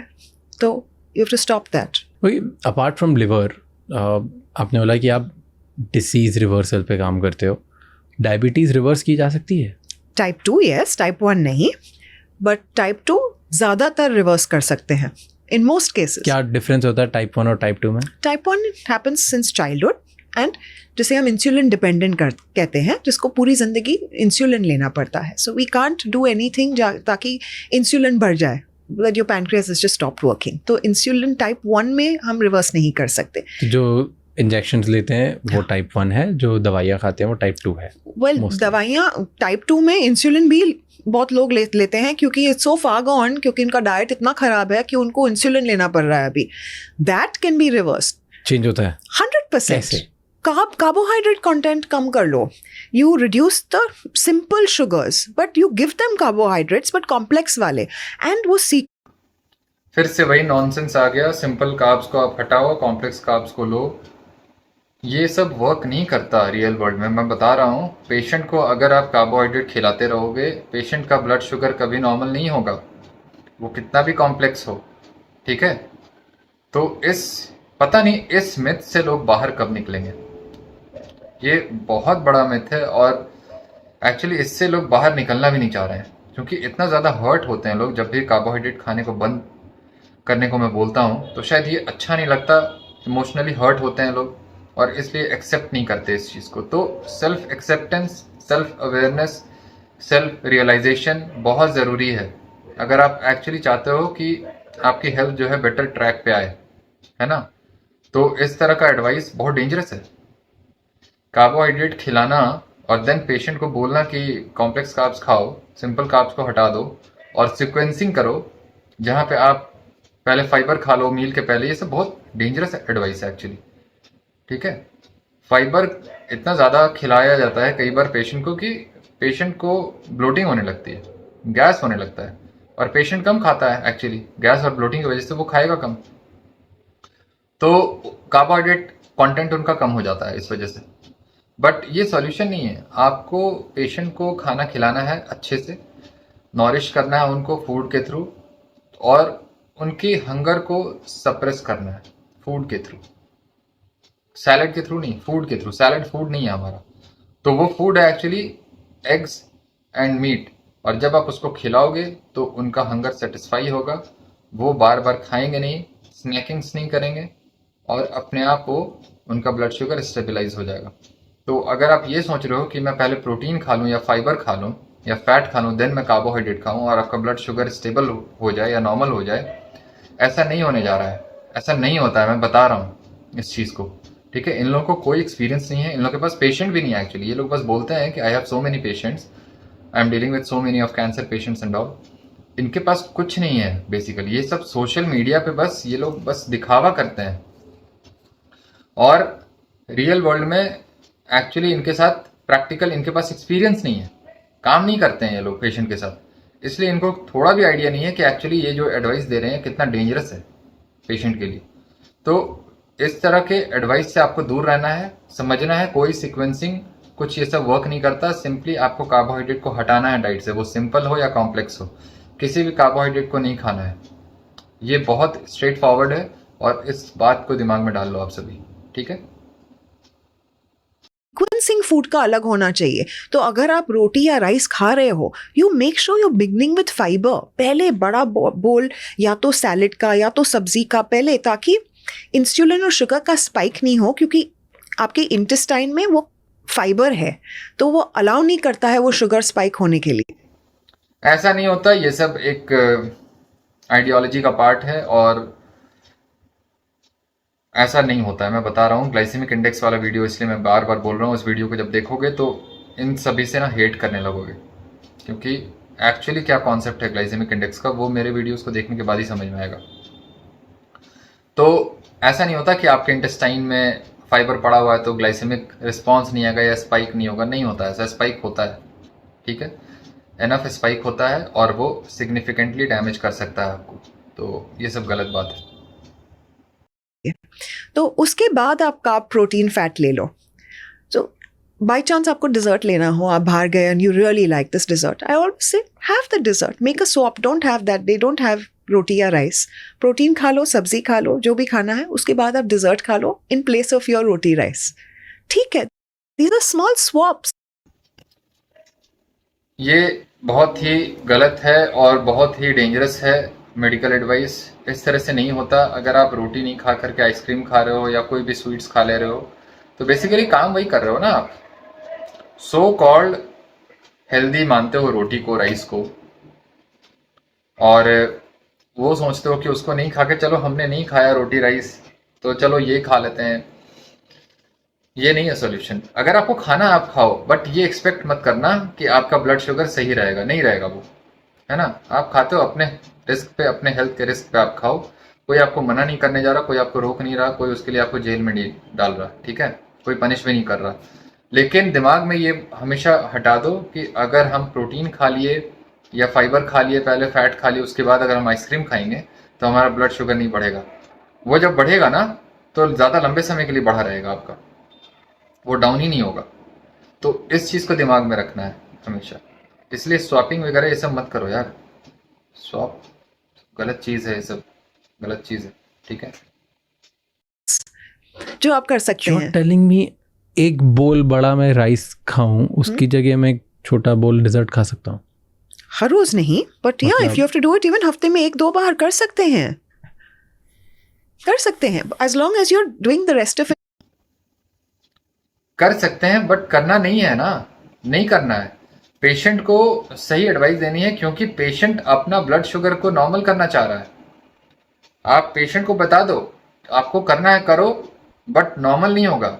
ये कहना कि इससे आपका ब्लड शुगर ठीक रहेगा, यह हेल्दी है आपके लिए, ऐसा करना ये गलत है। पेशेंट को आपको सही इंफॉर्मेशन देना है, पेशेंट उसके बाद जो करना चाहे वो करे वो, ठीक है। ये मत बोलो कि आप ऐसा कर सकते हो और ऐसा करते हुए आप ठीक रहोगे, नहीं, गलत है ये, पूरी तरह से गलत है, पूरी तरह से गलत है ये। प्लीज मत करो ऐसा। राइट, या आप खाने के बाद आप 10 मिनट वॉक कर लो, अगर आप कार्डियक पेशेंट नहीं हो तो आप 10 मिनट अगर वॉक कर लो, वो शुगर घटाता है। तो ऐसे बहुत से हैक्स हैं जो कर सकते हैं। आप नट्स एंड सीड्स डाल दो, और कार्बोहाइड्रेट, प्रोटीन, फैट में हमको सिर्फ ये 3 मैक्रोज है। ये तीनों में से nothing balances hormones as well as fats do. Blood sugar and insulin is only a hormone. तो अगर आपको हार्मोन बैलेंस करना हो, आप फैट यूज कर लो। अगर आपने एक olive oil, avocado, olive oil. Balance क्यों करना? आप कार्बोहाइड्रेट खाकर इंसुलिन को स्पाइक कराते हो, देन आप सोचते हो मिटिगेट करेंगे उसको, डैमेज मिटिगेशन स्ट्रैटेजी अपनाना चाहते हो फैट को बढ़ा करके। क्यों करते हो यार ऐसे ये सब? प्रोटीन खाओ, फैट खाओ, आपके हार्मोन्स अपने आप बैलेंस रहेंगे, आपको फिर उसके लिए कोई ज़रूरत नहीं है कुछ करने की। और वैसे भी हेल्दी फैट, एवोकाडो और ऑलिव, ये सब हेल्दी फैट नहीं होता। हेल्दी फैट होता है एनिमल फैट, और वो एनिमल फैट होगा या तो आपका घी, बटर, या फिर एनिमल के जो मीट के साथ एसोसिएटेड फैट होता है, विसरल फैट होता है मीट का, एब्डोमिनल फैट, वो हेल्दी फैट होता है, ठीक है। ये सब एवोकाडो और ऑलिव ऑयल ये सब हेल्दी फैट नहीं है, फैट है भी नहीं, एक्चुअली ऑयल है वो। तो ये समझना पड़ेगा, क्योंकि ऑयल और फैट का भी डिफरेंस नहीं पता होगा डॉक्टर जी को, आई एम श्योर। और उस वीडियो को भी देख लेना, फैट और ऑयल क्या होता है, कॉन्सेप्ट क्लियर हो जाएगा बहुत कुछ, ठीक है। What's next? नट्स, सीड्स, सब फैट, हेल्दी फैट्स। तो अगर आप सैलड खा रहे हो और उसमें एक ऑलिव ऑयल डाल दिया, आपके शुगर का स्पाइक बहुत कम हो जाएगा। और ये कितनी आसान चीज़ है करने के लिए। Do you think green smoothie P सकते हैं? इज इट गुड और बैड? ग्रीन स्मूदी में क्या होगा? आप फ्रूट डालोगे? हाँ, एवोकाडोस डालूंगा, स्पिनच डालूंगा और उसके बाद एक फ्रूट डाल दूंगा ताकि टेस्ट अच्छा करे। तो अगर आप फ्रूट ना डालें तो ठीक है। Avocado is actually a fruit, तो आप एवोकाडो डाल सकते हो। क्यों लेना ग्रीन स्मूदी? क्यों लेना? क्या हो जाएगा ग्रीन स्मूदी से? क्योंकि ग्रीन स्मूदी का जो एक प्रैक्टिस है वो मे भी शायद इसलिए है क्योंकि लोगों को लगता है ये डिटॉक्स करेगा हमारी बॉडी को। कॉमनली लोग यही सोचते हैं, और ये जो डिटॉक्स वाला जो एक आइडिया है ना, ये पता नहीं, ये सब फालतू के डाइटिशियन लोग ही सर्कुलेट किए हैं इस चीज़ को। और ये सब जितने भी आयुर्वेदा और ये सब वाले लोग हैं, उसमें क्या होता है कि आप ग्रीन्स को खाते हो, क्रश करते हो मिक्सर में, ग्राइंडर में, शेकर में, जहाँ भी डालते हो, और उसमें लीफी वेजिटेबल्स होता है यूजुअली, और उस लीफी वेजिटेबल्स में इतना ज़्यादा एंटी न्यूट्रिएंट है, इतना ज़्यादा है, ऑक्जेलेट्स वगैरह इतना ज़्यादा भरा हुआ है उसमें कि वो आपके गट को हर्ट करता है, बहुत सीरियसली हर्ट करता है। इसका आइडिया भी नहीं है एक्चुअली किसी को, वो बस ले लेते हैं। तो लॉन्ग रन में ये सब बहुत प्रॉब्लमेटिक है आपके बॉडी के लिए, आपके गट के लिए। तो बिल्कुल it's a bad idea, you should never take any smoothie, any green smoothies, ठीक है, आप उसमें फ्रूट ऐड करो या ना करो, इट डजेंट मैटर, आपको लेना ही नहीं है वो, तो फ्रूट का तो कोई सवाल ही पैदा नहीं आता होता है उसमें आने का या नहीं आने का, ठीक है। लेकिन बट फिर कुछ तो टेस्ट के लिए भी चाहिए। आमंड मिल्क ले लो, आमंड मिल्क डाल के अगर आप कोको पाउडर डाल दो, unsweetened cocoa powder, cinnamon powder डाल दो, सिनेमन, ये सब पाउडर, कोको पाउडर, ये सब भरा हुआ है ऑक्जेलेट से, ठीक है, ये सब बहुत गलत चीज़ है। कोकोआ ये सब नहीं लेना होता है, ठीक है, बहुत गलत है, ये सब बहुत खराब चीज़ है, प्लीज़।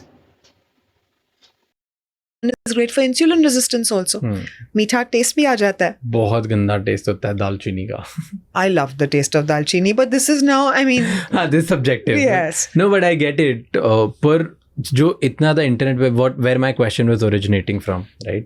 कि इंटरनेट पे इतना ज़्यादा ग्रीन स्मूदीज दिखाता है, 10 हेल्दी स्मूदीज, 3 हेल्दी स्मूदीज, सब में एक बेस फ्रूट होता है जिसकी वजह से टेस्ट अच्छा लगता है। एंड मैंने बहुत पिया क्योंकि मैं ग्रीन लीफी वेजिटेबल्स कम खाता था पहले, तो I wanted to compensate in my life. तो मैं केल डाल दूंगा, स्पिनच डाल दूंगा, ब्रोकलीज भी डाल दूंगा, कुछ भी डाल दूंगा, सब ऑल हेल्दी वेजिटेबल्स, एंड उनके साथ में मैंगो डाल दूंगा। वेजिटेबल्स हेल्दी ही नहीं होता तो आप हेल्दी वेजिटेबल्स कैसे कह सकते हो? मैंने बताया कि फूड आपके लिए या हेल्थ प्रोमोटिंग है या हेल्थ डिस्ट्रॉइंग है। अब हेल्थ डिस्ट्रॉइंग में कौन सा लेस डिस्ट्रॉइंग है, कौन सा मोर डिस्ट्रॉइंग है, वो आपको सोचना है। इसीलिए वेजिटेबल, हेल्दी वेजिटेबल्स ऐसा कुछ नहीं होता है, ये सब गलत है कॉन्सेप्ट, ठीक है। जस्ट मेक इट, तो मुझे टेस्ट मैंगो की वजह से बाकी सब ग्रीन्स का सिंपली मेरी बॉडी में चले जाता है। Do you think this is good thing to do और bad thing to do? So it is a good thing to do if you are somebody who is not eating vegetables, जैसे अभी आपने कहा, और अगर आपको डायबिटीज नहीं हो तो it's a great thing to do. You and I can, vegetable आप नहीं खाते हो तो बहुत अच्छी बात है, मत खाओ वेजिटेबल, ठीक है, क्यों खाना उसको फ्रूट्स के साथ। वेजिटेबल्स रिक्वायरमेंट नहीं है आपकी ह्यूमन बॉडी के लिए, है ना, उसमें ऐसा कुछ नहीं है जो आपको नहीं खाने से आप कहीं से भी डेफिशिएंट हो जाएंगे किसी न्यूट्रिएंट में, है ना। मत खाइए वेजिटेबल, और नहीं खा रहे हैं तो बहुत अच्छी बात है, तो कोशिश करिए ज़्यादा से ज़्यादा मीट एंड एग्स खाने की, प्रॉब्लम सॉल्व, ठीक है। Do it. लेकिन अगर आपको डायबिटीज हो, शुड यू डू इट? नहीं। अगर आपको इंसुलिन रेजिस्टेंस है या अगर आपको डायबिटीज़ रहे या ना रहे, वेजिटेबल्स खाने की ज़रूरत नहीं है आपको उस तरह से, एटलीस्ट ये सब स्मूदी वगैरह बना के तो बिल्कुल भी ज़रूरत नहीं है, और उसमें फ्रूट्स डाल के भी ज़रूरत नहीं है आपको, डायबिटीज़ रहे या ना रहे। ये सब दीज आर बैड आइडियाज़, ठीक है। ये सब इस तरह की चीज़ों को हमें इनकॉर्पोरेट नहीं करना है अपने लाइफस्टाइल में, ठीक है। ये सब गलत है, डेंजरस है बहुत हेल्थ के लिए, लॉन्ग टर्म हेल्थ के लिए। मोटापा कम करना हो, should you do it? Then the answer is no. So it depends on how metabolically healthy you are, because these are all metabolic parameters. तो उस हिसाब से you can decide what is good for you and not good for you. Can लोग क्या घर में अपने खुद मेटाबॉलिक रेट निकाल सकते हैं अपना खुद का? मेटाबॉलिक रेट और मेटाबॉलिक हेल्थी होना बिल्कुल अलग बात है। ओके, क्या होता है दोनों अलग अलग? तो 5 चीज़ हैं मेटाबॉलिक हेल्थ में। आपके ट्राइग्लिसराइड लेवल 150 के नीचे होने चाहिए, आपके ब्लड शुगर लेवल 110 के नीचे होने चाहिए फास्टिंग, आपका वेस्ट जो है 40 इंचेस के कम होना चाहिए if you're a man, and 35 inches के कम होना चाहिए if you're a woman. Similarly your waist and hip ratio is also dependent on this thing. और आपका इंसुलिन लेवल जो है 8 से कम होना चाहिए फास्टिंग इंसुलिन, और आपका बीपी 120/80 से कम होना चाहिए। All this without medication. अब मैं बता रहा हूँ, ये जो मेटाबॉलिक हेल्थ का कॉन्सेप्ट है, इसको मैं पहले भी कई बार बता चुका हूँ। ये एक मेटाबॉलिक सिंड्रोम के रिगार्डिंग है, ये कॉन्सेप्ट आता है। और मेटाबॉलिक सिंड्रोम में क्योंकि हम 5 कंपोनेंट्स को पढ़ते हैं, और उस 5 कंपोनेंट्स का इन्होंने नाम लिया, और उसमें से अगर 3 या 3 से ज़्यादा है आपके पास, देन डेफिनेटली आपका मेटाबॉलिक हेल्थ सही नहीं है, ऐसा हम मानते हैं। और वो काइंड ऑफ सही भी है, बहुत ज़्यादा गलत नहीं है वो, बट वो एक आइडिया है, ठीक है। ऐसा कुछ नहीं है कि वही एंड ऑल बी ऑल है, ठीक है। अगर कई बार ऐसा भी होता है कि पेशेंट का कोई भी कंपोनेंट नहीं होता उनमें से पॉजिटिव, बट स्टिल वो मेटाबॉलिकली हेल्दी नहीं है, तो आप अगर सिर्फ पैरामीटर्स को ध्यान में रखते हुए किसी के मेटाबॉलिक हेल्थ को आप एसेस कर रहे हो तो वो गलत है ना, वो हमेशा ही सही नहीं होगा। तो इस चीज को ध्यान में रखना है। तो अगर 5 में से आपके ये 3 पॉजिटिव में आ गए, you are what we call metabolically broken और मेटाबॉलिकली अनहेल्थी। और इसका मतलब ये है कि आपके chances of heart disease, diabetes, obesity hugely increase. लेकिन ये सब को आप रिवर्स कर सकते हो lifestyle, and that is what the focus should be. Is it proven कि ज़्यादा प्रोटीन खाने से किडनी में प्रॉब्लम्स होती है? I'll tell you something bigger than kidney. Be ready to be surprised by what I'm telling you. Have you heard of something called mTOR? क्या होता है mTOR? mTOR. क्या होता है? Mechanistic Target of Rapamycin. Technical नाम है। ये protein signalling molecule है। अगर अभी mTOR का काम क्या है? मसल बिल्ड करना। Now, if you're a young boy or if you're trying to just build your 6-pack gym में, अगर आप pregnant woman हो, you're eating for 2, mTOR you want elevated क्योंकि mTOR beneficial है। Second half of life जो हम post reproductive life कहते हैं, जहाँ पूरी फैमिली हो गई, you still want to be healthy and protein का बहुत महत्व है, don't get me wrong, लेकिन सेकेंड हाफ में अगर mTOR बहुत elevated रहा और constantly elevated रहा, then it can cause cell proliferation and cancers and can also reduce your lifespan. अब मैं बता रहा हूँ बेसिकली डॉक्टर वी को कुछ नहीं आता है। फिर से मैं बोलूँगा, पार्ट 1 में जैसे मैं कई बार बोल चुका हूँ, डॉक्टर वी को कुछ नहीं आता है, कुछ नहीं आता है, कुछ नहीं आता है ना। कोई कॉन्सेप्ट नहीं है, बेसिक्स फंडामेंटल एकदम हिला हुआ है पूरा फ्रॉम द ग्राउंड अप। ठीक है, कुछ नहीं आता है यार, कुछ भी नहीं आता है इस लेडी को।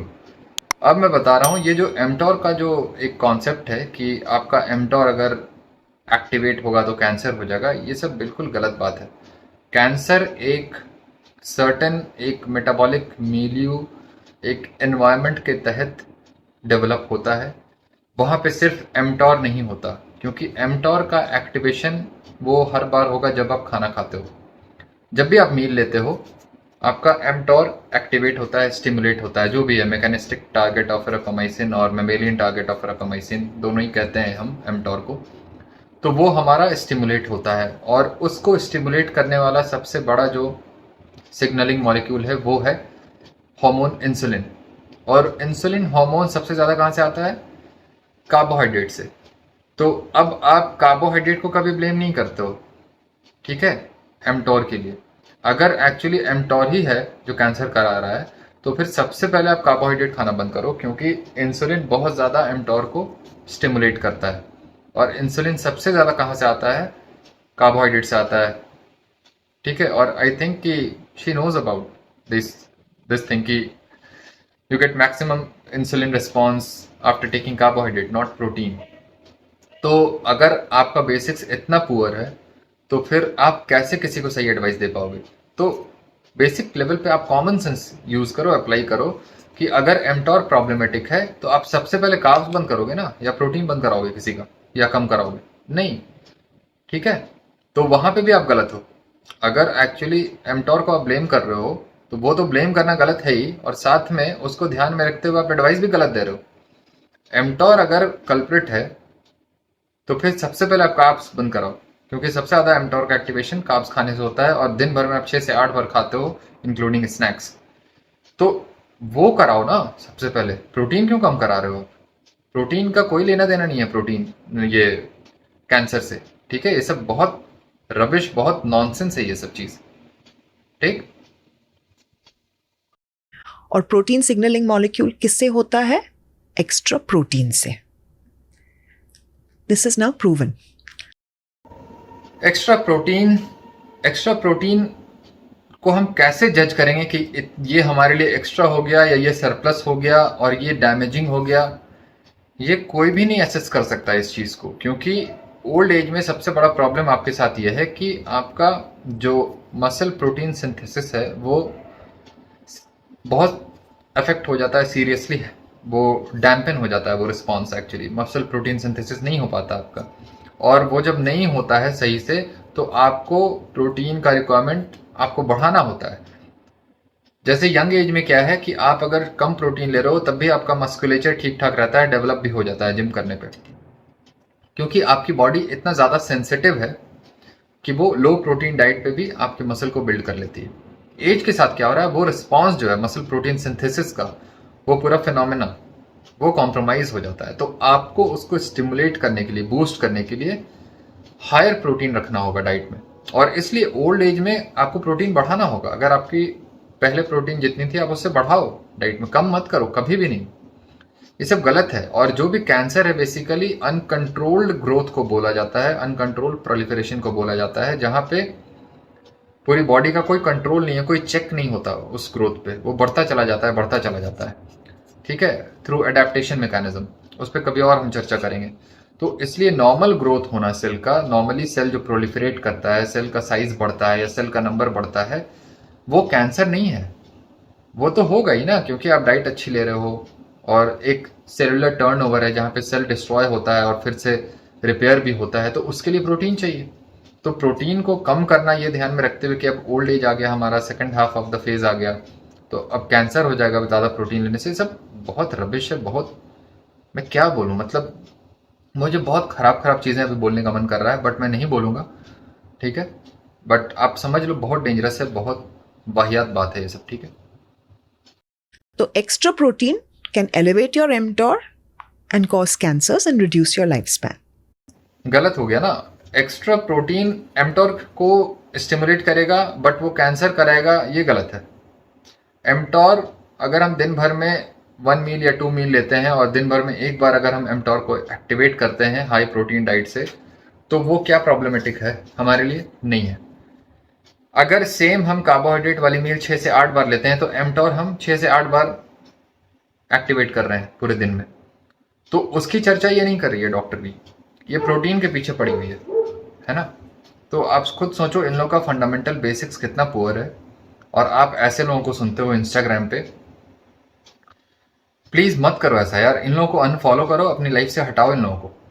इन डॉक्टर्स का तुम्हारी जिंदगी में इतना ही रोल है कि ये तुम्हारे हेल्थ को खराब करने आए हैं बस, सोशल मीडिया को यूज करके, ठीक है। तो इन लोगों को हटा दो अपनी लाइफ से। मुझे सुनो, मेरे चीज़ों को शेयर करो जितना हो सकता है, क्योंकि आने वाले समय में हर लोग, तुम लोग मुझे ही रिस्पेक्ट करोगे और किसी को नहीं करोगे एज अ डॉक्टर, मतलब, ठीक है। इस चीज़ को ध्यान में रखना, मैं बता रहा हूँ, बहुत स्ट्रेट फॉरवर्ड हूँ, सही बात बोल रहा हूँ एकदम। So does that mean then you should not eat protein? Does that mean you should eat less protein? Absolutely not. Protein is must for you. So it's important therefore to go to your doctor to see आपके लिए protein कितना हो। Doctor really, मुझे ये नहीं समझ में आता है कि डॉक्टर को कोई आइडिया नहीं है आपकी डाइट में प्रोटीन कितना होना चाहिए, फैट कितना होना चाहिए, ठीक है, और कार्ब्स एक्चुअली होना भी चाहिए या नहीं होना चाहिए। तो इनको डाइट का कोई आइडिया नहीं है, तो आप किस डॉक्टर की बात कर रहे हो? अगर खुद की बात कर रहे हो तो गलत है, जनरल डॉक्टर्स की बात कर रहे हो तो गलत है। हाँ, अगर आप मेरी बात कर रहे हो तो सही है, मेरे पास आना चाहिए। बट वो प्रोटीन का रिक्वायरमेंट क्या होना चाहिए वो डॉक्टर को नहीं पता है, नहीं पता है डॉक्टर को। और एडिक्वेट प्रोटीन उतना होता है जितना आप खा सकते हो फैट के साथ, और कोई अगर 2 ग्राम खा सकता है फैट के साथ तो वो सही है, उसके लिए डाइजेस्ट भी कर सकता है एट द सेम टाइम, उसको कोई ट्रबल नहीं होना चाहिए, इंक्लूडिंग और एक्सक्लूडिंग एक्टिविटी। तो अगर कोई 2.5 ग्राम खाते हुए भी ठीक है, सब कुछ उसका नॉर्मल है, तो वो रिक्वायरमेंट उसका भी हो सकता है। ऐसा कुछ नहीं है, कोई हम या कोई भी नहीं ऐसा होता जो वो डिसाइड करेगा, हो सकता है जो डिसाइड करेगा कि बेसिकली आपका प्रोटीन इतना ही होना चाहिए, ठीक है। हमें एक आइडिया देना है कि आप प्रोटीन खा सकते हो, बढ़ा भी सकते हो, ये हमें बताना है उन्हें। हमें बेसिकली ये नहीं बोलना है कि आपको 1.5 ही लेना, 1.5 से ऊपर जाओगे तो आपको कैंसर हो जाएगा, है ना। ये सब मजाक नहीं करना है, आप लोग मजाक कर रहे हो दूसरे की जिंदगी के साथ, पेशेंट के हेल्थ के साथ आप खेल रहे हो, पब्लिक हेल्थ के साथ। बहुत बुरी हालत है इसलिए लोगों की, ठीक है। होना चाहिए। डू यू थिंक एक अच्छा फिनोमेना है जो मुझे पता चला था, इन फॉरेन कंट्रीज बहुत होता है दैट कि वहाँ पर ना लोग हेल्थ हिस्ट्री चेक करते हैं बिफोर मैरिंग। इंडिया में नहीं करते हैं, आपको लगता है करना चाहिए? एक्चुअली इंडिया में एफ्लुएंट सोसाइटी में काफ़ी करते हैं, करते हैं? हाँ, और Health करना history चाहिए, देखते हैं? ऑफ कोर्स करना चाहिए। वैसे 2 थैलेसीमिक माइनर लोगों को शादी नहीं करनी चाहिए, या अगर हो गई तो एटलीस्ट देखना चाहिए कि चाइल्ड को स्क्रीनिंग करनी ज़रूरी है, क्योंकि थैलेसीमिया मेजर हो सकता है। या जो कंसैंग्विस मैरिज है, जो फैमिलीज़ में रिलेटिव्स शादी कर लेते हैं, तो चाइल्ड को डाउन सिंड्रोम या दूसरी चीज़ हो सकती है। So it's important to test. Do you think same community में या सेम रिलेटिव में शादी करना is not a great concept in terms of having a healthy child? Well, can happen. जैसे हम पारसियों में देखते हैं, it's a small community, so they insist that जितना हो सके to procreate। लेकिन देखा है कि उन्होंने में G6PD करके बहुत ज़्यादा है पारसीज में। G6PD क्या होता है? It's an enzyme in the body, it's a deficiency। तो अगर माँ बाप को दोनों G6PD है तो चाइल्ड को जाके अगर आगे प्रॉब्लम हो सकती है। तो ऐसे बहुत चीज़ें हैं। तो I think it's important to screen. Health होना चाहिए ऐसे। अब एफ्लुएंट सोसाइटीज़ में हो रहा है, बाहर नहीं होता। एक्चुअली मेरा ये मानना है कि instead of that extra 1 meal a month out, और अगर आप साल में 1 बार या 2 बार अपने हेल्थ पर ध्यान रखें and you spend little money, you will save your self lakhs going forward. Okay, quick question and then I'll go to the last segment. हम लोग शुगर क्रेविंग की बात कर रहे थे, तो यूजुअली जब विमेन पीरियड्स आने वाले होते हैं उनके, या पीरियड्स पे होती है, तब उनको उस टाइम पे बहुत ज़्यादा शुगर क्रेविंग होती है, राइट? या जो मेन और विमेन बोथ जब सोते नहीं है, ज़्यादा कम सोते हैं और सुबह उठते हैं, तो उनको उस टाइम पे शुगर क्रेविंग बहुत होती है। और देयर आर डिफरेंट मूड्स। कभी मूड बहुत बेकार होता है या मूड फ्लक्चुएशन होता है, बहुत ज़्यादा बिहेवियर चेंज होता है, तो बहुत ज़्यादा शुगर क्रेविंग होती है। तो शुगर क्रेविंग को कैसे रोका जाए? पहले तो विमेन को प्री पीरियड, मोस्ट विमेन को तब, यू एब्सोल्युटली राइट, तभी होती है। तो मैं हमेशा कहती हूँ कि पीरियड के 4-5 दिन, अगर फिर पीरियड इज़ रेगुलर, तो 4-5 दिन पहले, 1 हफ्ते पहले you do what it takes तभी से, ताकि आपका डिवोर्स नहीं हो जाए यार। Because I get spouses coming and telling me क्या हो रहा है, इसको संभालो। लेकिन सी, प्रोजेस्टेरोन और ईस्ट्रोजन दोनों हार्मोन्स हफ्ते पीरियड के थोड़े दिन पहले ऊपर होना शुरू करते हैं। एंड बहुत से लोग चेंजेस नहीं लाते लाइफस्टाइल में, एक्सरसाइज में, खाने के पैटर्न में। तभी you should listen to your body and know कि क्या कब करना चाहिए। लाइक फॉर इंस्टेंस, अगर आप इंटरमिटेंट फास्टिंग कर रहे हो और पीरियड के 1 हफ्ते पहले आप बहुत ज़्यादा इंटरमिटेंट फास्टिंग कर रहे हो, तो आपको शुगर क्रेविंग ज़्यादा होनी ही है। It's going to happen because at that time actually ऐसा कुछ नहीं होता। एक्चुअली इंटरमिटेंट फास्टिंग की वजह से नहीं होगा। अगर आप इंटरमिटेंट फास्टिंग आपका फोर्स्ड है, मतलब आप ज़बरदस्ती कर रहे हो क्योंकि आपकी डाइट सही नहीं है, जो फूड का कंपोनेंट आपका वही सही नहीं है, तो वो फास्टिंग आपके लिए थोड़ा सा टास्क हो जाता है। आप एफर्ट लेते हो कहीं ना कहीं उस इंटरमिटेंट फास्टिंग को।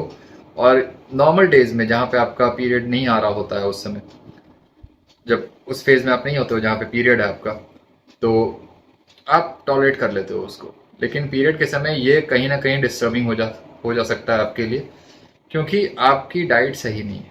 तो इंटरमिटेंट फास्टिंग का ये प्रॉब्लम नहीं है, क्योंकि आप इंटरमिटेंट फास्टिंग आप एक गलत फाउंडेशन पे कर रहे हो, गलत डाइटरी फाउंडेशन पे कर रहे हो। वो प्रॉब्लम इसलिए आ रहा है क्योंकि आपकी डाइट में एनिमल फूड इनफ नहीं है। मैं बता रहा हूँ, इस चीज़ को आप प्रायोरिटी देना शुरू करो। एनिमल फूड का रिक्वायरमेंट है ह्यूमन बॉडी को, और वो हमेशा ही रहेगा। आपकी बॉडी में जो क्रेविंग आ रही है, जो भी सिम्टम्स आ रहे हैं, मूड स्विंग्स हो रहे हैं, इरिटेबिलिटी है, वो इसलिए है क्योंकि आपकी बॉडी को एक्चुअली न्यूट्रिएंट्स चाहिए। ठीक है, कार्बोहाइड्रेट नहीं चाहिए, न्यूट्रिएंट्स चाहिए। तो आप अपने हंगर को शांत करके रखो, और हंगर शांत हमारा तभी होगा जब हम प्रॉपर डाइट लेंगे। ठीक है, वो प्रॉब्लम इंटरमिटेंट फास्टिंग का नहीं है। तो आपको अपने पीरियड के समय किस तरह से आपको मैनिपुलेट करना है डाइट को। हो सकता है आप इंटरमिटेंट फास्टिंग ना करके आप मील की फ्रीक्वेंसी को बढ़ा सकते हो, बट ऐसा नहीं है आपको कार्ब्स खाना चाहिए उस समय। आप इमोशन को कर लो सेटिस्फाई कार्ब्स खाकर, लेकिन वो सॉल्यूशन नहीं है। वो डाउन द लाइन आपको डिस्टर्ब ही करता है, क्योंकि मूड स्विंग्स को थोड़ी देर के लिए सप्रेस करेगा ज़रूर, बट अल्टीमेटली फिर से आप इरिटेबल ही रहोगे, है ना। तो ये सारी चीज़ें हैं, ये सब चीज़ों को समझना पड़ेगा यार। ह्यूमन बॉडी को समझना बहुत ज़रूरी है, और उसको समझने के लिए कॉन्सेप्ट होना चाहिए हर चीज़ का, राइट। बॉडी का ऐसा हार्मोन चेंज हो जाता है कि it's okay if you don't work out too much और आप थोड़ा एक्स्ट्रा शुगर खा लें, क्योंकि आपको उसकी ज़रूरत है दैट टाइम। उसके बाद पीरियड के एक हफ्ते बाद या एंड में अगर आपको बहुत एक्स्ट्रा एक्सरसाइज करना है, एक्स्ट्रा इंटरमिटेंट फास्टिंग करना है, शुगर का बिल्कुल परहेज करना है, that is the right time. आसानी से हो जाता है, then it's not a function of will power. लेकिन आप ऐसा नहीं होता कि आपको कार्बोहाइड्रेट का रिक्वायरमेंट होता है बॉडी में, उस समय आपको एक सर्टेन लेवल का इंसुलिन रिस्पॉन्स चाहिए होता है, ठीक है।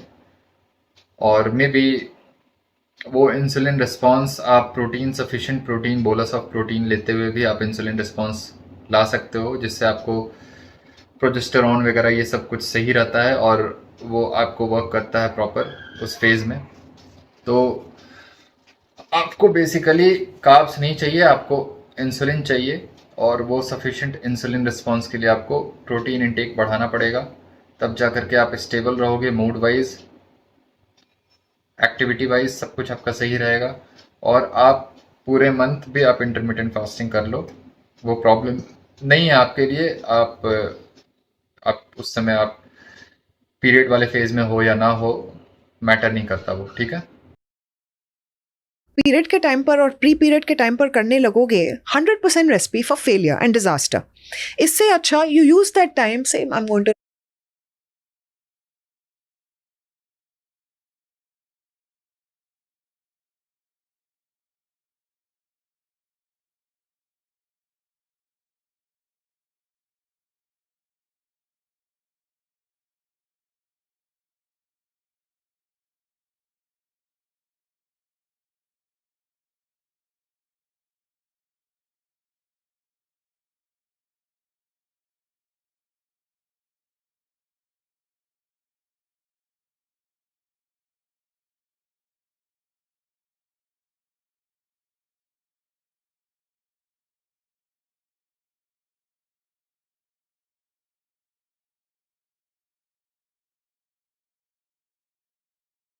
रेस्ट लिटिल बिट, मैं नेटफ्लिक्स देखने वाली हूँ, थोड़ा चॉकलेट भी खाने वाली हूँ। लेकिन आप बैलेंस कैसे करोगे?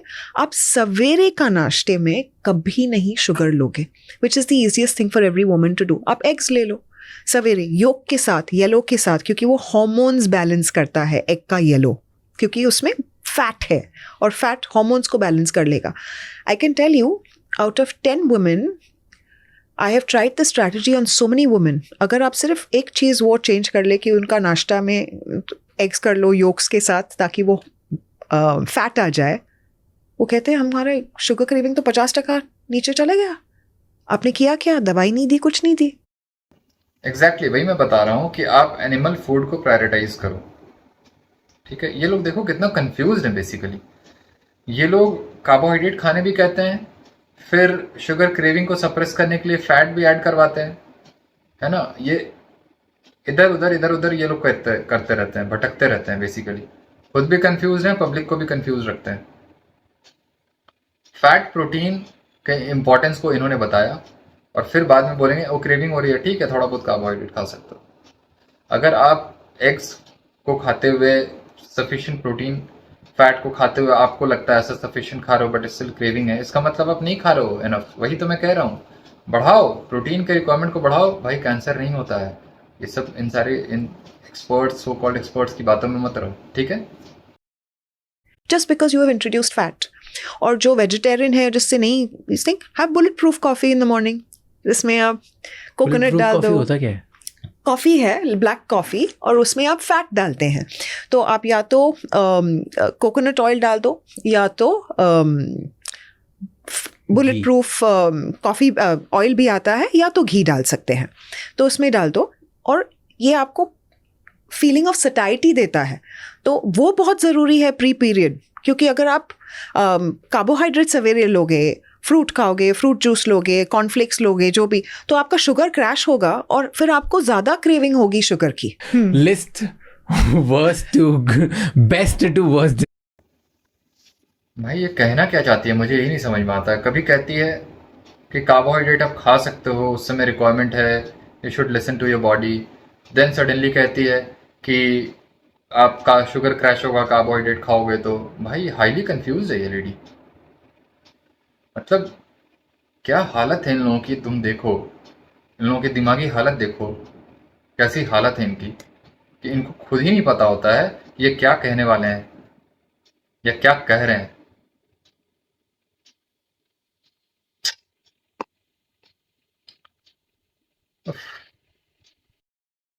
डिजर्ट्स बेस्ड ऑन कि अगर देखो पहले शुगर और डिजर्ट खाना गलत है, ज्यादा नहीं खाना चाहिए, कभी कभी खाना चाहिए, अग्री। बट अगर खाना भी चाहिए तो list the best one and then the worst one. तो सबसे बेकार डिजर्ट होती है, list the worst one and the best one. So worst 5 4 3 2 1 पे जाते हैं, चलो। जिसमें सिर्फ शुगर हो और कुछ नहीं हो। नंबर 5 पे क्या होगा, सबसे बेकार रखना होता है, अभी जितने नाम सोच सकते हो उनमें से बताओ। This might surprise people actually. Sorbet, fruit sorbet.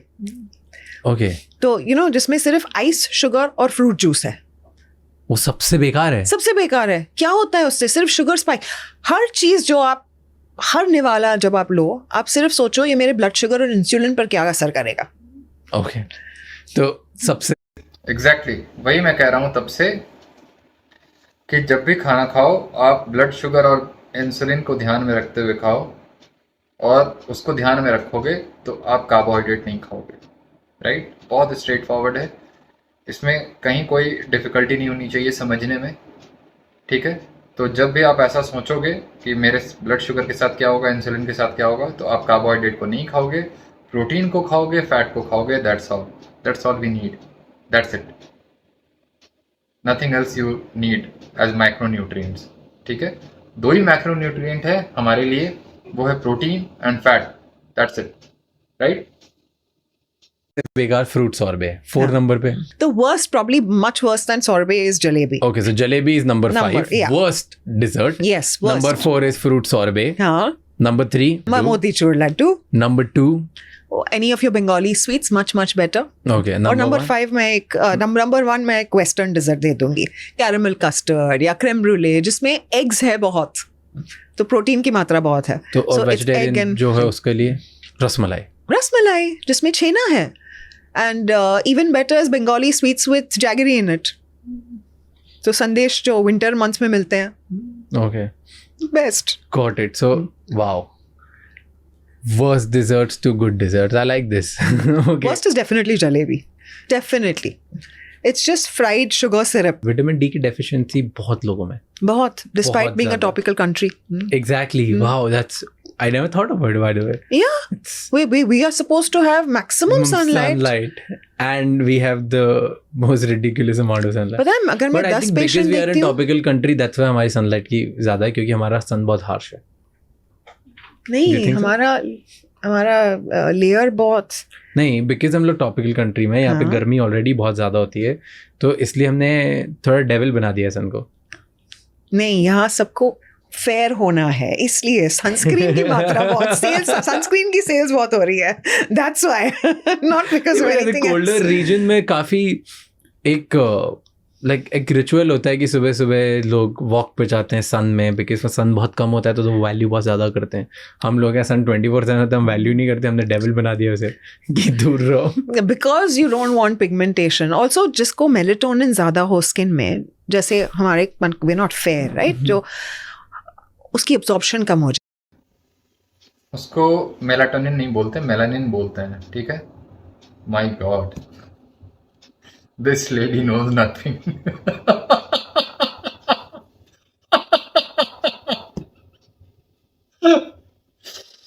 Oh it's funny, really funny. जाती है। So we need more sunlight. So Whiter vitamin D people की absorb defici- sun, You should go ahead, whiter people. absorb sun faster, sunlight faster. So I mean vitamin D. तो कैसे vitamin D की deficiency कैसे खत्म करें लोग? Sunlight is one, Sunlight is the best sun मिल way. नहीं पाता है, सुबह सुबह भागते हैं लोग। See, first of all, sunlight you mostly need only for 20 minutes. तो अगर आप बाहर नहीं जा पाओ ऑफिस के टाइम पर या लंच के टाइम पर, तो ओपन योर विंडो और वहाँ से काम कर लो।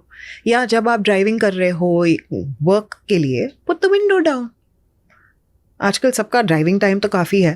पर ड्राइविंग के टाइम पे इतना पोल्यूशन और इतनी बात गाड़ियां और है। इतनी चीजें कैसे कर सकते सही हो आप? बात है। Then sit next to a window और लंच के बाद 10-15 मिनट नीचे जाओ। I tell you another trick. आप अपना, जब आप थोड़े टाइम के लिए भी नीचे जाते हो तो आप अपना शैडो देखो। अगर आपका शैडो आपके हाइट से कम है, that means you absorbing the vitamin D. और अगर आपका शैडो ज़्यादा है, that means you are not absorbing your UVB. Apart from sun कैसे विटामिन डी बढ़ा सकते हैं लोग? सप्लीमेंट्स ले लो, और कुछ तो है नहीं। और क्या होता है कि अगर विटामिन डी बेकार है लोगों का तो? विटामिन डी एक्चुअली हम उसको विटामिन बुलाते हैं, but it's your master hormone in the body. It takes care of 200 processes body में। So that is the importance of vitamin D. Any organ of the body, कुछ भी, I mean vitamin D is essential. Bone health के लिए essential है, hormonal balance के लिए essential है, calcium metabolism के लिए एसेंशियल है, मतलब सब कुछ के लिए एसेंशियल है। पीसीओएस में काम करता है, for everything. So you have to make sure कि, और यू नो, जो हम ये ब्लड रिपोर्ट करते हैं 30 से 100 रेंज नॉर्मल है, मैं हमेशा पेशेंट को कहती हूँ दैट इज़ नॉर्मल रेंज। हम लोग को नॉर्मल नहीं चाहिए, हमको ऑप्टिमम चाहिए। तो अगर आपका 30 है value, please don't be happy about it. मुझे आपका वैल्यू 60 या 70 चाहिए, मुझे नॉर्मल नहीं चाहिए, मुझे बिल्कुल ऑप्टिमम चाहिए। अब मैं बताने जा रहा हूँ इस रेफरेंस रेंज के बारे में, क्योंकि डेफिनेटली इसका भी आइडिया नहीं है किसी को भी, डेफिनेटली इसको तो नहीं है। तो ये जो रेफरेंस रेंज एस्टैब्लिश होता है ना, हमें एक्चुअली नहीं पता है कि हमारे लिए विटामिन डी कितना होना चाहिए, ऑप्टिमल एक्चुअली। क्योंकि अगर आपको बेसिकली पेशेंट को क्लिनिकली असेस करना है, नंबर को नहीं देखना है, और डिफरेंट पॉपुलेशन में विटामिन डी का लेवल जो होगा ब्लड में वो डिफरेंट होगा depending on the exposure of your sunlight and the duration of your exposure of your sunlight. तो अगर आपका एक्सपोजर कम होगा सनलाइट का, देन विटामिन डी का लेवल हो सकता है कम हो। तो आप उनको एडवाइस कर सकते हो विटामिन डी के लिए, मतलब आप सनलाइट में खुद को एक्सपोज करो, ये वो। बट सब कुछ करने के बावजूद अगर उसे कोई प्रॉब्लम नहीं है, बट उसका लेवल स्टिल 30 है, तो हमें पैनिक नहीं होना है या पैनिक करना नहीं है पेशेंट को कि अब आप सप्लीमेंटेशन करो। क्योंकि अल्टीमेटली आपको पेशेंट को देखना है कि उसे कोई क्लिनिकल प्रॉब्लम है या नहीं, कोई क्लिनिकल सिम्टम साइन एसोसिएटेड है कि नहीं। क्योंकि एग्जैक्टली हमें नहीं पता कि हमारे बॉडी के लिए इंडिविजुअल लेवल पे वो विटामिन डी का ऑप्टिमल लेवल क्या होना चाहिए, है ना, वो हमें नहीं पता है। ये सब reference range, upper limit, lower limit में कई बार हमारे लिए लोअर लिमिट वाला भी हमारे लिए ऑप्टिमल हो सकता है, कई बार रेफरेंस रेंज का अपर लिमिट वाला भी हमारे लिए ऑप्टिमल नहीं हो सकता। बहुत सारा फैक्टर होता है इसको डिसाइड करने के लिए, ठीक है। तो विटामिन डी एक जस्ट उसका नंबर होना ब्लड में वो एक चीज़ है, और साथ में एक रिसेप्टर लेवल पे एक सेंसिटिविटी का भी एक कॉन्सेप्ट आता है। अगर आपका विटामिन डी रिसेप्टर सेंसिटिव है उस विटामिन डी के लिए, देन आपको ज़रूरत नहीं है बहुत ज़्यादा विटामिन डी ब्लड में रहने की, वो जितना है वो आपके लिए इनफ होगा। और इसलिए भी कई बार जिनका लोअर लिमिट की तरफ होता है उनको कोई प्रॉब्लम होता नहीं है ना। तो इन सारे न्यूआंसेस को भी समझना है, रिसेप्टर सेंसिटिविटी का कॉन्सेप्ट को भी ध्यान में रखना है। कई बार ऐसा होता है कि आपके पास वो विटामिन डी कम है, बट क्योंकि रिसेप्टर लेवल पे उसका एक्शन आपको प्रॉपर मिल जा रहा है उस रिसेप्टर से, तो आपको उस तरह से विटामिन डी आपको 70, 80, 100 की तरफ ले जाने की जरूरत नहीं है। तो अगर इन सारे डॉक्टर्स के चक्कर में रहोगे, हेल्थ कोचेस के चक्कर में रहोगे, तो ये लोग क्या करेंगे, रेफरेंस रेंज तुम्हारा विटामिन डी में देखेंगे, और अगर वो 30 या 40 के अराउंड होगा तो ये लोग सप्लीमेंट पुश करेंगे, ठीक है, और आर्टिफिशियली उस लेवल को बढ़ा देंगे 100 के 120 के अराउंड, जिसका कोई बेनिफिट नहीं होने जा रहा है किसी को, ठीक है। तो इस तरह से पैसे का वेस्ट को तुम बचा सकते हो, सेव योर मनी बेसिकली। तो मैं वही बता रहा हूँ, लोगों को अवेयर कर रहा हूँ, है ना। देखो कितनी छोटी छोटी चीज़ें मैं बता रहा हूँ और कितना हेल्पफुल होगा तुम लोगों के लिए, है ना। समझो, अप्रिशिएट करो मेरी चीज़ों को, ताकि योर बॉडी वर्क्स ऑप्टिमली। तो वो आपको देखना चाहिए. Most people are very happy सब रेंज में. आयरन हो गया, हीमोग्लोबिन हो गया, B12 हो गया. नहीं मेरा ऐसे नहीं normal is not optimum.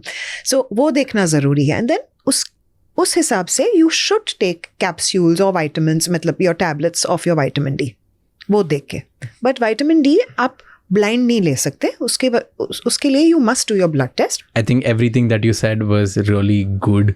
Thank and you. I found it very insightful. Thank you so much. I would love to have you on another topic We should some do other day. women's We health. should do this. We should do women's health We should do completely. women's health. Thank you so much for watching this episode till the end.